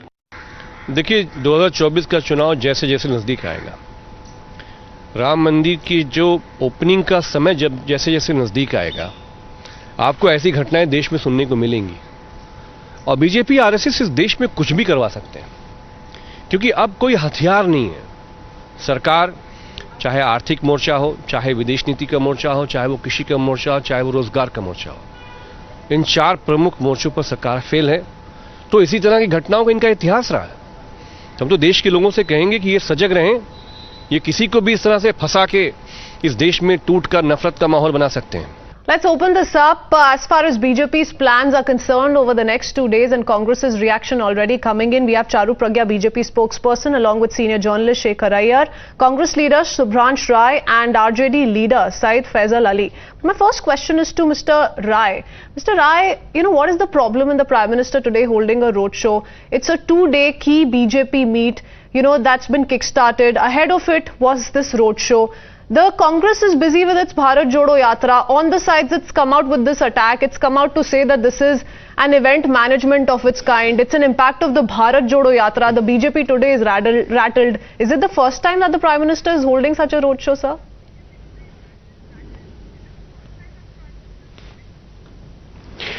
Christine, 3 बड़ी बड़ी बातें हैं। सबसे important तो ये है कि पिछले 8.5 साल का नरेंद्र मोदी सरकार के फेलियर को ना Narendra Modi television network limited या उनका कोई भी इंस्टीट्यूशन इसको 8.5 सालों से जो मास्टर स्ट्रोक बता रहा था, उसकी हवा निकल गई। बेरोजगार सड़कों पे है, महंगाई आसमान चढ़ के बोल रही है, मेरे घर भी और आपके घर भी। तो ये आज जो नरेंद्र मोदी जी घर के बाहर निकले हैं ना, शौक लगा एक पीछे गाना आया था, उस शौक के डर से बाहर निकले हुए हैं नरेंद्र मोदी जी। और ये क्या रैली कर रहे हैं? इंपॉर्टेंट वो नहीं, इंपॉर्टेंट ये है कि प्रधानमंत्री हैं वो देश के, क्या उनके रोड शो करने से बेरोजगारों को नौकरी मिल रही है? नहीं मिल रही है। क्या उनके रोड शो करने से महंगाई कम हो रही है? नहीं कम हो रही है। और एक और बात आपने अपने पैकेज में कहा, गुजरात इलेक्शन। बिल्कुल, नरेंद्र मोदी और भाजपा की सरकार ने गुजरात का चुनाव जीता है, लेकिन साथ में दिल्ली और हिमाचल प्रदेश का चुनाव हारा है। अच्छा, देश को पता होना चाहिए और आपको बताना ऑपोजिशन पार्टी कांग्रेस समझती है कि भारत जोड़ो यात्रा जरूरी है। लोग महंगाई और मुझे ये भी रिमाइंड कराने दीजिए आपको कि राहुल गांधी ने भी सर हर बार भारत जोड़ो यात्रा में कहा है ये राजनीति के लिए नहीं है, ये लोगों के लिए है, ये देश के लोगों को जोड़ने के लिए यात्रा निकाली जा रही है। राहुल गांधी ने भी यही कहा है, पर बिहार में, त्रिपुरा में, राजस्थान में अलग अलग किस्म की यात्राएं चल रही है। बट प्रधानमंत्री जब यात्रा निकालते हैं तो प्रधानमंत्री डरे हुए हैं, भाजपा डरी हुई है। ये कहां की बात है सर? एक मिनट सुनिए तो सही। सुन लिया। आप बिल्कुल सही कह रही हैं। जो राहुल गांधी जी कभी नहीं कहते कि राजनीतिक यात्रा है। महंगाई हिंदुस्तान में है, हिंदुस्तान का एक एक नागरिक महंगाई से महंगाई किसी को रोड शो करने से मना कर रहा है क्या सर? बेरोजगारी हिंदुस्तान में है, एक एक व्यक्ति बेरोजगारी के लिए जब ये मुद्दे सर पार्लियामेंट में उठाने जाने चाहिए तब तो आप वॉकआउट स्टेज कर लेते हैं, तब तो आप डिबेट करने नहीं देते हैं किसी को। चारू प्रज्ञा को रिस्पॉन्ड करने दीजिए राय साहब। क्रिस्टीन, अगर नहीं सुनना आपको तो सर आपको मैं सुन चुकी हूँ। मैं आपके पास 2 सवाल लेके आई। आपने अनएम्प्लॉयमेंट को लेके, आपने महंगाई को लेके सवाल उठाया है, तो चारू प्रज्ञा को जवाब देना है। चारू प्रज्ञा, is the employment rate going to be a success after this road show? महंगाई ये मुद्दा होना चाहिए, अनएम्प्लॉयमेंट ये मुद्दा होना चाहिए। प्रधानमंत्री रोड शो क्यों कर रहे हैं चारू? देखिए, जब शेर चलता है ना तो बाकी सब लोगों को बहुत घबराहट हो जाती है। तो आज जब शेर अपनी एनएसी अटेंड करने आया ना, विपक्षी पार्टियां हिल गई हैं। एक मैं प्रश्न पूछना चाहती हूं, please tell me Rai sahab, do you have a monopoly on yatras? If Rahul Gandhi does a yatra, you're applauding it, and that man's greatest achievement in all the years of his life is walking for 100 odd days. That's his greatest achievement. What else has he done for people? So you will harp on about that repeatedly, but you will actually criticize the person who's changed the direction in which this country was going by his sheer presence, by his sheer vision, by his devotion to the people of India. And that is what you mind. And that is your insecurity. Christine, this is actually I did not interrupt anyone, Christine. You know I can't debate like this. I will only speak when it is my turn to speak. And Subranji, hold on. We have 3 other people, Rai Saab. मत बोलिए, बाकियों को अपना point please establish करने दीजिए। Rai sahab, it's a sincere request. Hold on, otherwise I am gonna have to lower your fader sir. Charu, please don't waste time on the debate. It's merely 15 minutes. Let me have my say. I didn't interrupt you. So today the opposition is rattled because they know when Modi ji is amongst his people, he's showered with love, with blessings, with the support. And they fear that. And today when they are talking about BJP losing an election, let me remind them, BJP lost to Congress by less than 1% votes. This is the same BJP which is analyzing its historical win in Gujarat. Every single seat is being analyzed. Win or loss doesn't matter as much. And against the Congress, which after winning a seat does not even know where to go and celebrate. Do you remember that day? The tussle in choosing a chief minister. They never expected to win. They couldn't figure out how to celebrate a victory. That is the Congress of today. And every day they flip-flop between calling their yatra a Rajnetik one and one which is not Rajnetik. So they need to fix that. And because you've raised important issues of employment, etc., आप जानते हैं राजस्थान का employment rate क्या है? आप Congress party को support करते हो। मैं आपको एक बात और बताती हूं, अगर मैं आपको आंकड़े दूं एम्प्लॉयमेंट के, हमारे देश में पिछले 3 साल के 1.5 crore employment, first time employment to youngsters in this country. Okay. Look at the startup culture in India. The point is simple. Despite all of these issues that of course must be discussed as well, and not just in political season, not just in election season, but otherwise as well. regardless, understandable that the Congress party is carrying out this Bharat Jodo Yatra, that it's trying to revive the leadership of the Congress party. That's given. But why is it that today these questions are coming in from the Congress's end? The BJP too, in its capacity, can go ahead and hold as many yatras and rallies that it wishes to. Shekhar Iyer, what do you make of this ongoing debate? Because the Prime Minister has kick-started this meeting by this mega roadshow. It's a 2-day meeting, brainstorming session that's going to be witnessed all throughout. And remember, this is a very crucial year election-wise. 9 states are going to be going to polls. So in that sense, the BJP has its plan in place. They're trying to go about its strategy the way they want to. Indeed, Christy, it has been a practice whenever BJP National Executive is held, we have seen it over the years. Invariably, the last day is the day when the Prime Minister and other senior leaders have a public engagement of addressing rallies. This has happened everywhere, whether it is in Hyderabad, in Mumbai, whenever National Executive has been held, because I have covered the party for so many years and they do it. This time, because of paucity of, the schedule, in the sense that budget session is starting from January 31st, and then the ministers are busy with, preparing the budget. And so there is so much of activity going on the government side, so the ministers cannot spare so much of time for a rally and all that. So therefore, they decided on a very short public kind of exposure, rather mostly the cadres. This is not the people who are there, they are all BJP cadres. So that was the purpose of today's thing. And a 500-meter, PM just waving out to crowd is nothing. I mean, it's not an answer for a 3,000-kilometer Bharat Jodo Yatra of Rahul Gandhi. So to make any comparison or this is for that, because there is a time when the Prime Minister will address rallies, go out, and he may even do short yatras. That's a different thing. But the main point today, if you see, the BJP is back to its drawing board, particularly after its Well, the Prime Minister, Mr. Iyer, had made it very clear. The BJP, in fact, spoke to the Prime Minister in saying this, that the Prime Minister started preparing for the upcoming elections ever since he cast his vote in Ahmedabad. So the plan is already in place as far as the BJP is concerned. If you talk about what the BJP leaders have been maintaining. Now, the BJP, of course, being led by the Prime Minister, putting the entire galaxy of the BJP cadre as far as this 2-day brainstorming session is concerned. Why is it today rattling the opposition parties? Faisal Ali Saab, क्या दिक्कत है road show कर रहे हैं? अगर एक meeting है 2 दिन की, उसमें एजेंडा तैयार किया जाएगा इलेक्शंस का, जो स्टेट इलेक्शंस है इस साल, अगले साल जो लोकसभा इलेक्शंस है 2024, अगर सारी पॉलिटिकल पार्टीज अपनी स्ट्रैटेजी के हिसाब से चल रही हैं तो भाजपा भी चल रही है sir. Well, there's no problem if the Prime Minister is taking out a rally or going on a road show. But the thing is that the timing of this rally, the timing of this road show is what we are worried about. See, the confidence of people is at the lowest ebb presently in this government. The economy of the country is in shambles. The inflation is record high. Unemployment is record high. I would like to remind my BJP spokesperson who was claiming that 1.5 crore jobs have been given. Only in 2020 and 2021, 17 lakh jobs were lost. Then last year around 50 lakhs jobs were lost. Even the production jobs capacity has been reduced to 50%. This is the situation of the country. And one more thing, in Manrega in 2010 and 11, only 5.8 crore people were seeking job. But that figure has gone up to 11.9 crore in 2020 and 2021. What I mean to say that coming in from the opposition parties, Charu Pragya, I'm running out of time, so I'm not going to be able to take in your word.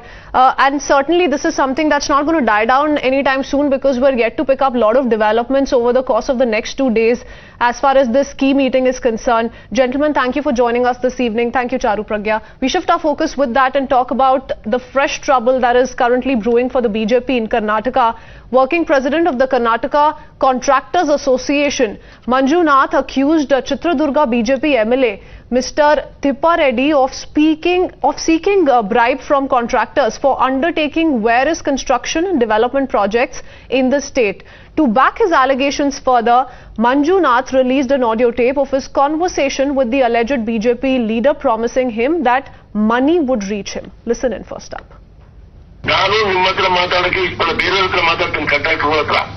But ನೀನು ಏನ್ ಮಾಡ್ತೀಯಪ್ಪ ಅಂದ್ರೆ ನೀನು response ಮಾಡೋದಿಲ್ಲ. ಸ್ವಲ್ಪ ನೀನು ಸುಮ್ಮನೆ ನನಗೆ ಹಿಂಗ್ ಅಂದ್ಕೊಂಡು ನೀವು ಹಿಂಗ್ ಮಾಡ್ತೀರ ಅಷ್ಟೇ.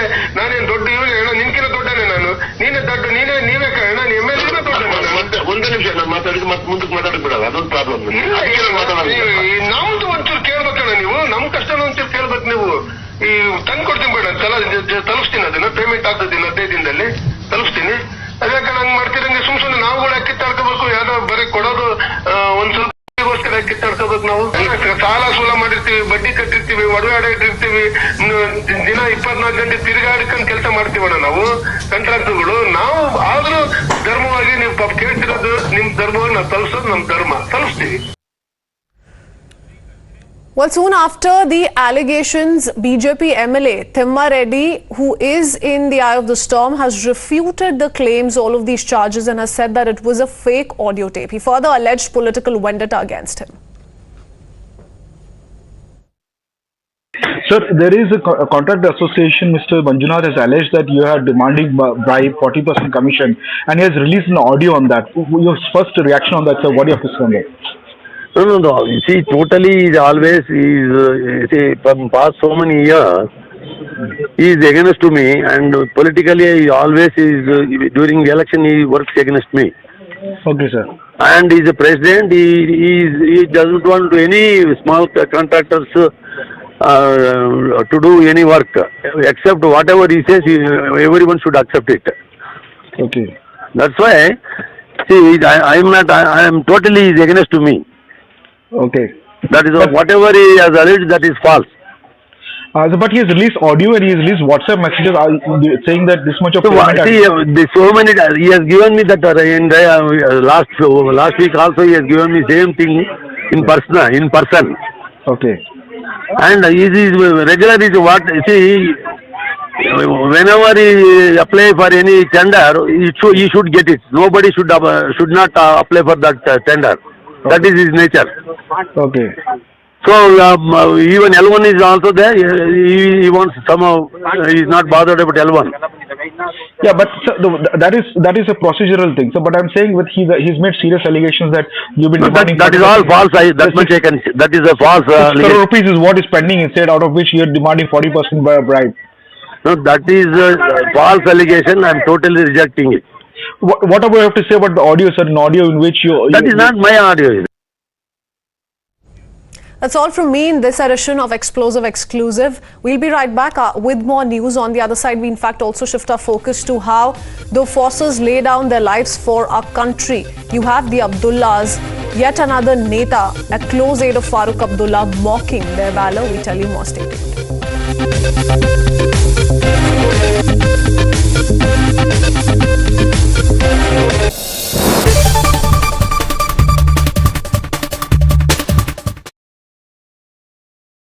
The smartphone category in India is anyway popular, right? उसमें भी जो 20 से 25 हजार वाले स्मार्टफोन्स हैं वो और भी ज्यादा पॉपुलर हैं। शायद इसीलिए Infinix ने आज अपना 020 स्मार्टफोन लॉन्च कर दिया है।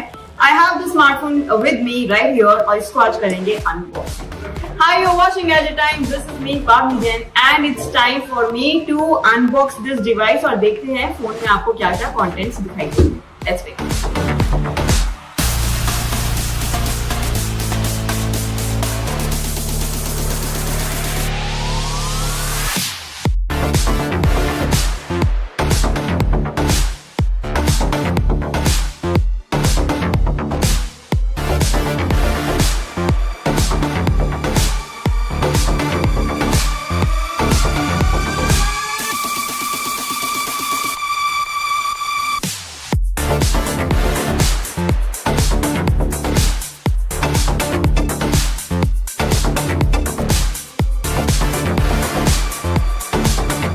फोन अनबॉक्स हो चुका है। जैसे कि आपने देखा यहाँ पर स्टिकर उतारते हुए मैंने इसे थोड़ा सा गंद मचा दी। यहाँ पे स्टिकर ऑलरेडी दिखाई दे रहा है, बट इसको क्लीन करेंगे बाद में। अभी बात करेंगे स्मार्टफोन के बारे में। थोड़ा सा मुझे विड्थ इसका ज्यादा लग रहा है, वो यूज करने के बाद पता चलेगा कि ये कितना कंफर्टेबल है। Other than that you get 3 cameras at the back. इसको आपको मिलेगा स्क्वायरिश कैमरा मॉड्यूल के अंदर। The main camera is 108 megapixel और यही इसका यूएसपी है। सिर्फ बैक कैमरास की बात नहीं है बॉस, आपको फ्रंट कैमरा भी बहुत ही धांसू दिखाई दे रहा है, at least on the spec sheet. Use करने पे पता चलेगा कि कितना अच्छा है या नहीं अच्छा है। फ्रंट कैमरा जो इसका है वो आपको मिलता है 60 मेगापिक्सल का फ्रंट शूटर। आपको इसमें दिखाई देगा full HD plus AMOLED panel. Bezels थोड़े से मुझे मोटे दिखाई दे रहे हैं, टॉप और बॉटम वाला specially. Side bezels are still slim. What keeps this smartphone alive is Helio G99 chipset. Battery की बात करें तो इसमें आपको मिलता है 45 वॉट का fast charging system which is pretty good. At the bottom, you also get a 3.5 mm headphone jack and that is very interesting क्योंकि आजकल के फोन में ये आपको बिल्कुल दिखाई नहीं देता है। So you do not have to just rely on your wireless earbuds. आप यहाँ पर अपने वायर्ड हेडफोन्स का भी इस्तेमाल कर सकते हैं। स्पीकर के साथ आपको मिलता है Type-C पोर्ट, ऊपर की तरफ माइक्रोफोन है, राइट साइड पे आपको मिलता है वॉल्यूम रॉकर और साथ में power button. Left side is pretty clean, लेकिन यहाँ पे आपको मिलता है सिम ट्रे और सिम इंजेक्टर टूल बॉक्स में आपको मिलता है, वो मैं दिखा चुकी हूँ। यहीं पर सिम ट्रे की बात करते करते मेरी नजर गई है फ्रेम पर which is pretty glossy. Metal तो नहीं है लेकिन ऐसा फील जरूर दे रहा है दैट इट्स मेटल। बाकी ये था मेरा overall look at the smartphone. अगर आप जानना चाहते हैं कि क्या आपको ये खरीदना चाहिए एट अराउंड ₹20,000-25,000, क्या ये अच्छा ऑप्शन है या नहीं, उसके लिए you really need to stay tuned to Gadget Times to find out its full review.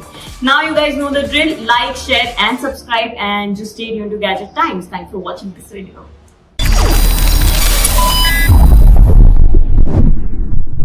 You clever, you make for more. You want and you can take me to the top. Yeah, I'd like to see you try. I'd like to see you try. Get my hands on you. You're gonna turn black, you're gonna turn blue. Why? Some real bad news. It's not me, it's you.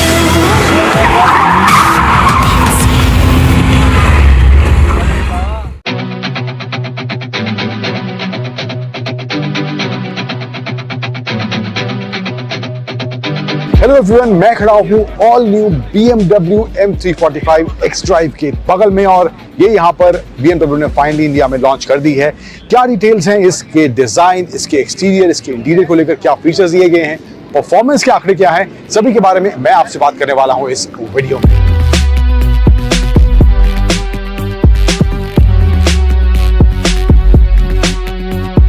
तो design की बात करें इन terms of exterior तो front में वही sporty design language इस M340i में देखने को मिल रही है। ग्रिल में किडनी ग्रिल यहाँ देखने को मिल रहा है with gloss back elements and LED headlights हैं विद ब्लू एक्सेंट्स यहाँ पे देखने को मिल रहे हैं इसकी हेडलाइट्स में। इसके अलावा बम्पर में जो है वो भी ग्लॉसी ब्लैक का इस्तेमाल करा गया है एंड एयर इनटेक्स भी यहाँ पर देखने को मिल रहे हैं विच गोज बिहाइंड, जो व्हील की तरफ जाते हुए देखते हैं एंड BMW LED की बैजिंग यहाँ देखने को मिल रही है। इसके अलावा बात करें व्हील्स की तो व्हील्स जो इसमें दिए गए हैं वो हैं 19 इंच के और 225 सेक्शन के व्हील इसमें फ्रंट में दिए गए हैं एंड M स्पोर्ट की बैजिंग यहाँ पर इसके व्हील्स में देखने को मिल रही है। M स्पोर्ट ब्रेक्स यहाँ पर देखने को मिल रही है एंड M स्पोर्ट की बैजिंग यहाँ दी गई है। एंड इन केस आपकी नजर यहाँ जाएगी तो देखेंगे साइड मिरर्स का डिजाइन किस तरह से स्पोर्टी और एरोडायनामिक बनाने के लिए कुछ इस तरह से यहाँ पे इसमें दिया गया है। देन वही M स्पोर्ट वाला डिजाइन लैंग्वेज, स्पोर्ट कार वाली फील, सेडान वाली फील यहाँ पर साइड प्रोफाइल से इसके देखने को मिल रही है। रियर में आए, रियर में जो टायर दिया गया है उसका साइज अलग है, 19 इंच का है और 255 सेक्शन का टायर रियर में इसमें देखने को मिल रहा है and same again M sport brakes and M sport की बैजिंग इसके अलॉयज में यहाँ देखने को मिल रही हैं। रियर की तरफ आए तो M340i की badging, tail lights, LED tail lights यहाँ देखने को मिल रही हैं, BMW लोगो है एंड यहाँ पे देखेंगे यहाँ पर भी ग्लॉसी ब्लैक एलिमेंट का इस्तेमाल करा गया है एंड जो इसका टिप है एग्जॉस्ट टेल का वो भी ब्लैक में पेंटेड यहाँ देखने को मिल रहा है। सो ओवरऑल काफी कूल, काफी sporty in terms of exterior देखने को मिल रही है ये नई BMW की M340i। चलते हैं अंदर, अंदर क्या फीचर्स हैं, क्या मामला है in terms of M, let's go and check that out. Good evening, hello and welcome. You're with Times Now. My name is Pranesh. Around a month ahead of the third anniversary of the Pulwama attack, Farooq Abdullah's brother Mustafa Kamal has shocked one and all. Senior National Conference leader has raised questions on Pulwama bombing, in which around 44 CRPF personnel were martyred, and has called it fake and orchestrated. In doing so, he has given a clean chit to Pakistan. That was a fake encounter to give them a handle, give the security forces a handle to deal with the situation which they have not been able to deal so far. So that they have been a failure. Pulwama bombing was fake? It is. I mean, as far as your own media is concerned, even until 2 days ago, in one of the channels, this was being. What is your viewpoint? Viewpoint is the same. That particular area in which the newspaper mentioned it is miles away from the nearest habitation. And if a terrorist has come all the way to an open ground, that is where the suspicion arises. Now, Mustafa Kamal did not stop here. He went ahead to trivialize the role played by army personnel to keep the citizens safe. He said, "Stop glorifying them." But you are not trying to politicize the valor of our troops who are laying down their lives, and you are saying that this was a fake bombing. Who tells them to lay down their life? Where is the war? The war ceased in. For you and me, they are there. And then what should we do? We should at least have the gratitude towards them. Why? They are doing their job. They are being paid for it. They are being paid for it. I have all the regards for them. They are not paid to get killed. I have all the regards for them, but don't try to take it as a special unit. It's just one of the wings of the government. One of the wings of the government. Army has to deal with situations which army is supposed to deal with. They are being used for anti-militancy operations within the state. But you don't think that you are able to move from one place to another because it's a security being provided to you at several places? You have been able to. I'm telling you, for what? Why should I glorify the army for it? They're supposed to do it. They're supposed to do it. Why should I glorify the army? It is their job. They're supposed to do it. You heard it, viewers. The remarks have triggered widespread condemnation.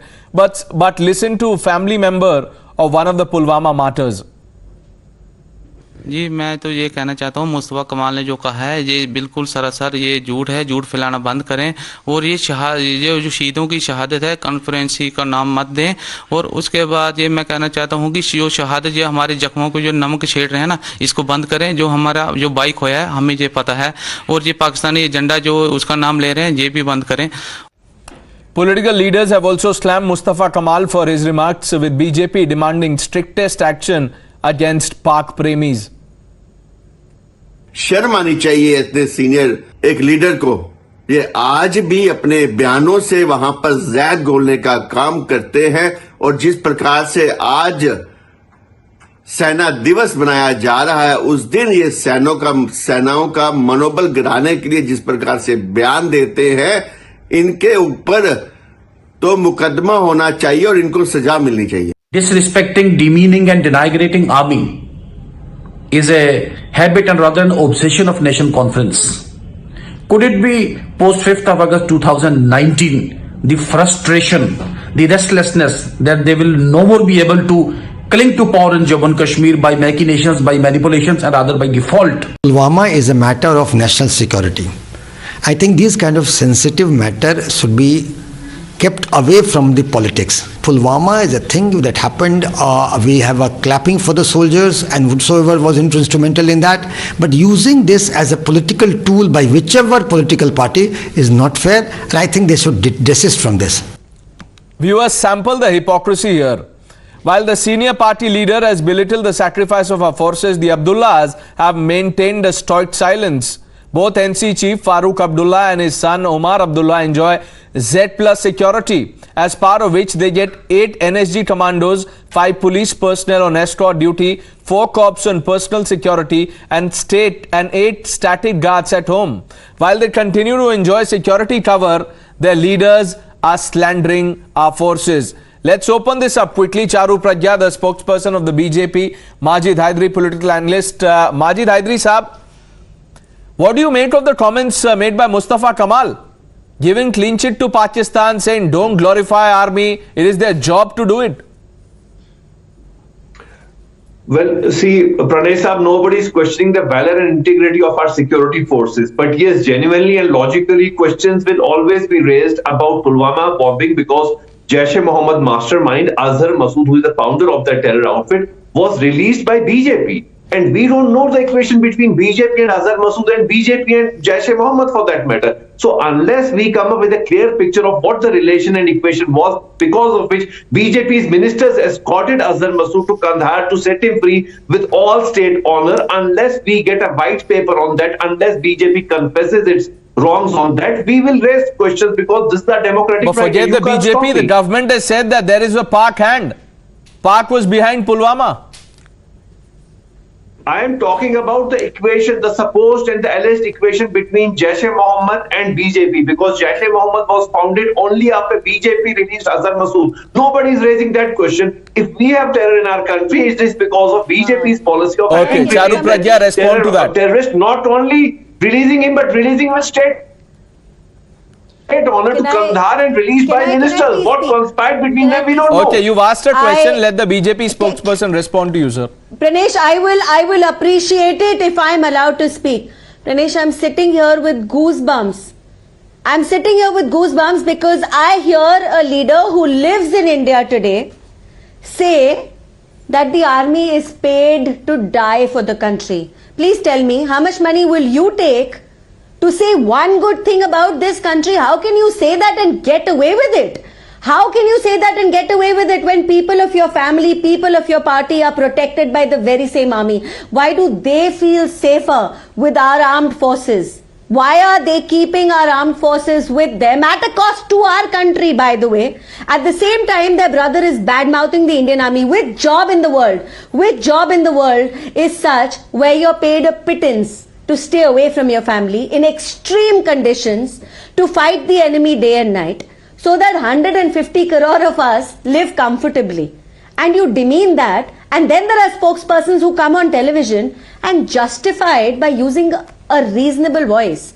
If you want to go back to the days of Kandahar, let me tell you, every single Indian citizen's life is precious. Every single Indian citizen.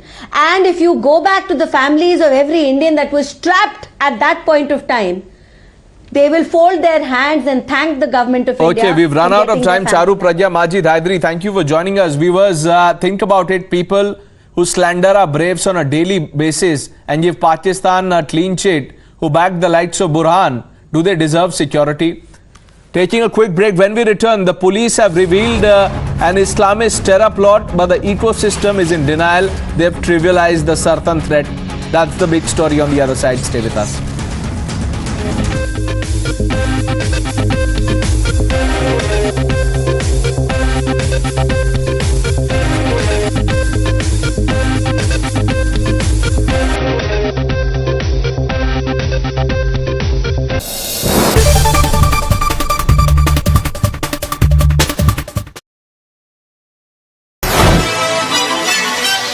Let's get it started, yeah, you know it's game time. Ain't no excuses tolerated why you can't grind. It's like you're on the job, you know that team. Hello everyone, ये है बजाज की नई Pulsar P150. In case you're wondering, 150 already मौजूद है, तो इस P version को लाने का कारण क्या है, मतलब क्या है?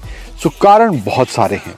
डिजाइन को लेकर, फीचर्स को लेकर और कुछ हद तक परफॉर्मेंस को लेकर भी इस P वर्जन में बदलाव देखने को मिलते हैं. तो क्या है वो सारे बदलाव इस नई पल्सर P150 में? उन सभी के बारे में मैं आपसे बात करने वाला हूं इस रिव्यू के अंदर. और रिव्यू के एंड में बात करेंगे 3 धांसू और 3 नॉट धांसू एलिमेंट्स मुझे क्या लगते हैं इस बजाज पल्सर P150 के बारे में.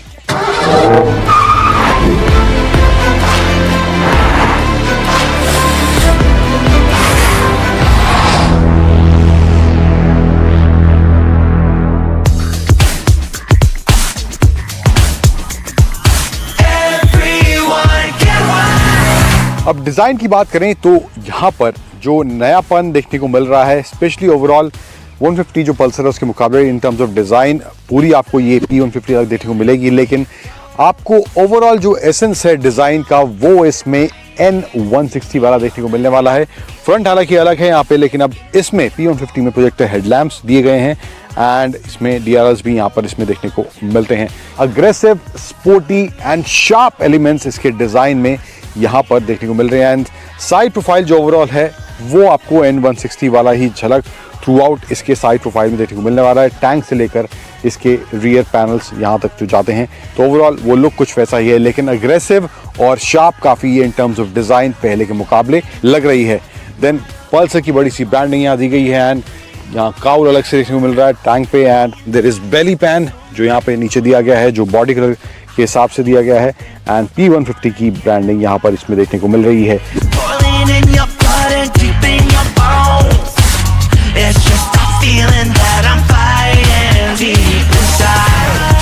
सीट जो है इसमें स्प्लिट सीट्स आती हैं, इसमें दो वेरिएंट हैं SD और TD एंड जो इसका स्टार्टिंग वेरिएंट है SD उसमें सिंगल सीट है। इसमें जो है जो टॉप वेरिएंट है इसका उसमें TD सीट दी गई है। दोनों वेरिएंट में जो अंतर हैं कुछ मैं बताता हूँ आपको कौन कौन से हैं। एक तो सीट का हो गया, दूसरा ये जो वर्जन है इसमें क्लिप ऑन हैंडल बार्स आते हैं थोड़ा स्पोर्टी स्टांस के लिए, लेकिन जो SD वर्जन है उसमें जो है सिंगल फ्रेम दिया गया है हैंडल बार का, तो वो थोड़ा अपराइट पोजिशनिंग के साथ उसका स्टांस रखा गया है। एंड उसके अलावा जो ब्रेक्स हैं, डिस्क ब्रेक्स हैं, इसमें जो है ड्यूअल डिस्क ब्रेक मिलती हैं एंड दूसरे वेरिएंट में सिंगल डिस्क ब्रेक दी गई है। सिंगल चैनल ABS दोनों ही वेरिएंट में मिलता है, उसमें कोई कटौती नहीं करी गई है एंड ये कुछ चेंजेस यहाँ पर in terms of both variants इन दोनों बाइक P150 के दोनों वर्जन्स में देखने को मिलते हैं। इसके अलावा रियर में भी टेल लाइट जो है LED इस्तेमाल करी गई है, हालांकि इंडिकेटर्स आगे पीछे हेलोजन बल्ब का इस्तेमाल यहाँ पर देखने को मिल रहा है। सो स्टांस स्पोर्टी अग्रेसिव पहले के मुकाबले, पल्सर 150 के मुकाबले यहाँ पर देखने में ज़रूर लग रहा है एंड यस ओवरऑल डिज़ाइन भी पहले से बेहतर ज़रूर इसका देखने में लग रहा है। इसके अलावा यहाँ पर एक USB चार्जिंग पॉइंट इसमें दिया गया है। हैंडल बार में लेफ्ट साइड में यहाँ पे high beam, low beam, pass switch, indicator and horn switch and right side में engine kill switch, ignition switch यहाँ पर देखने को मिल रहा है। एंड इस P150 में जो एग्जॉस्ट टेल है वो अंडर बेली दिया गया है, बजाय एक्सपोज एग्जॉस्ट टेल जो होता है उसके बजाय यहाँ पर इसकी अंडर बेली में ये एग्जॉस्ट टेल देखने को मिलता है इस P150 में।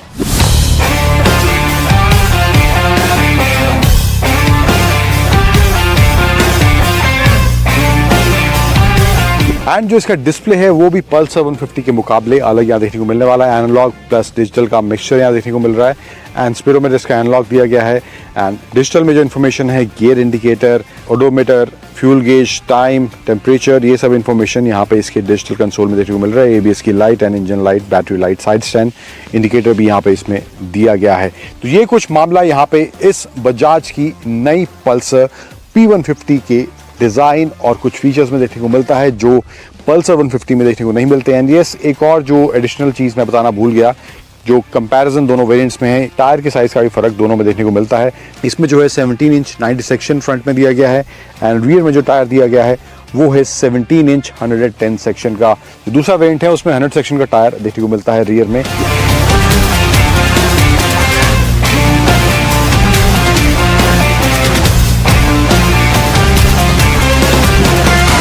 In terms of design, overall feel, in terms of features, Pulsar 150 के मुकाबले ये काफ़ी नई, बदली हुई और फ्रेश ज़रूर देखने में लगती है।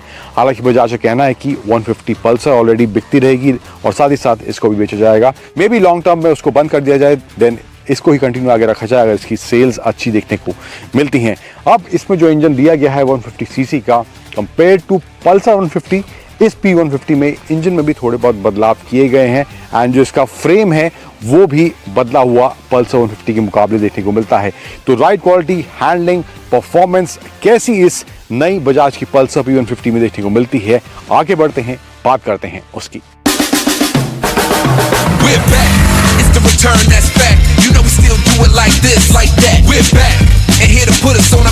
तो बात करते हैं इस बजाज की नई पल्सर P150 के बारे में, कैसी इसकी राइड क्वालिटी, हैंडलिंग देखने को मिल रही है। Come back, big breaking info coming in. Tamil Nadu Raj Bhavan sources have told Times Now that Governor RN Ravi will be coming to Delhi tomorrow. Remember, DMK spokesperson Shivaji Krishnamurthy had given a threat to RN Ravi. Raj Bhavan had filed a complaint, but he has only been suspended. FIR is still pending. No action against Shivaji Krishnamurthy, the DMK spokesperson, the DMK leader, who had gone on record to threaten and abuse R.N. Ravi. Remember, the BJP has said that this is the crossing of all limits. Padmaja Joshi, our executive editor, is now joining us. Padmaja, R.N. Ravi will be in Delhi tomorrow, and this comes at a time when the Stalin government is not taking any action. FIR yet to be filed. That is correct, and sources within the Raj Bhavan have told us that there is a huge concern about the kind of language that has been used by the DMK functionary, not just about the governor, but also about the vice president. In a separate speech that was made about the vice president, he referred to the constitutional office bearer in extremely derogatory terms. And despite the fact that it's been 3 days now since those comments were made by the DMK spokesperson, no FIR has been filed, no action has been taken. And that's why we are being told tomorrow the governor of Tamil Nadu will be in the national capital and will be holding a meeting. It's a 2-day visit that he's going to be on. And he's going to be meeting some of the senior-most officials, some of the senior-most political functionaries here in Delhi. So we can only expect that the face-off between the Tamil Nadu government, the DMK and the governor's office is likely to escalate. Back to you. Thank you, Padmaja, for the inputs. With that, viewers, we are taking a short break. On the other side, the clash over collegium. Padmaja Joshi joins you next.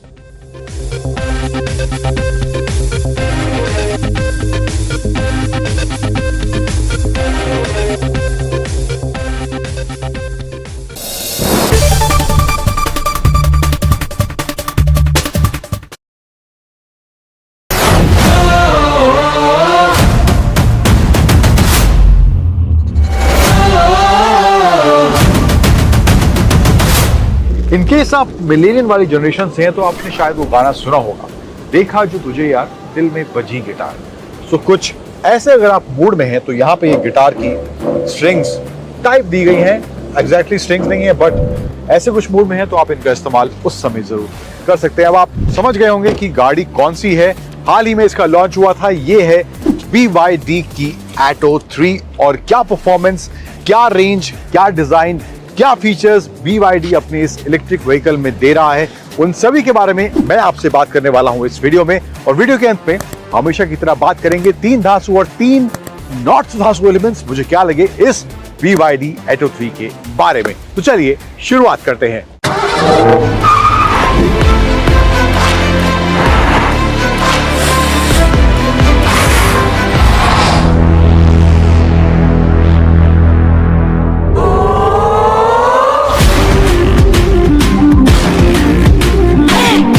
तो शुरुआत कर लेते हैं इस Atto 3 के design वाले aspect से। तो फ्रंट में BYD का कहना है ये गाड़ी का डिजाइन जो है ओवरऑल ड्रैगन इंस्पायर्ड है, चाइनीज ब्रांड है, तो कुछ वैसा ही एसेंस BYD कह रही है हमने इस गाड़ी के डिजाइन और स्टाइलिंग में देने की कोशिश करी है।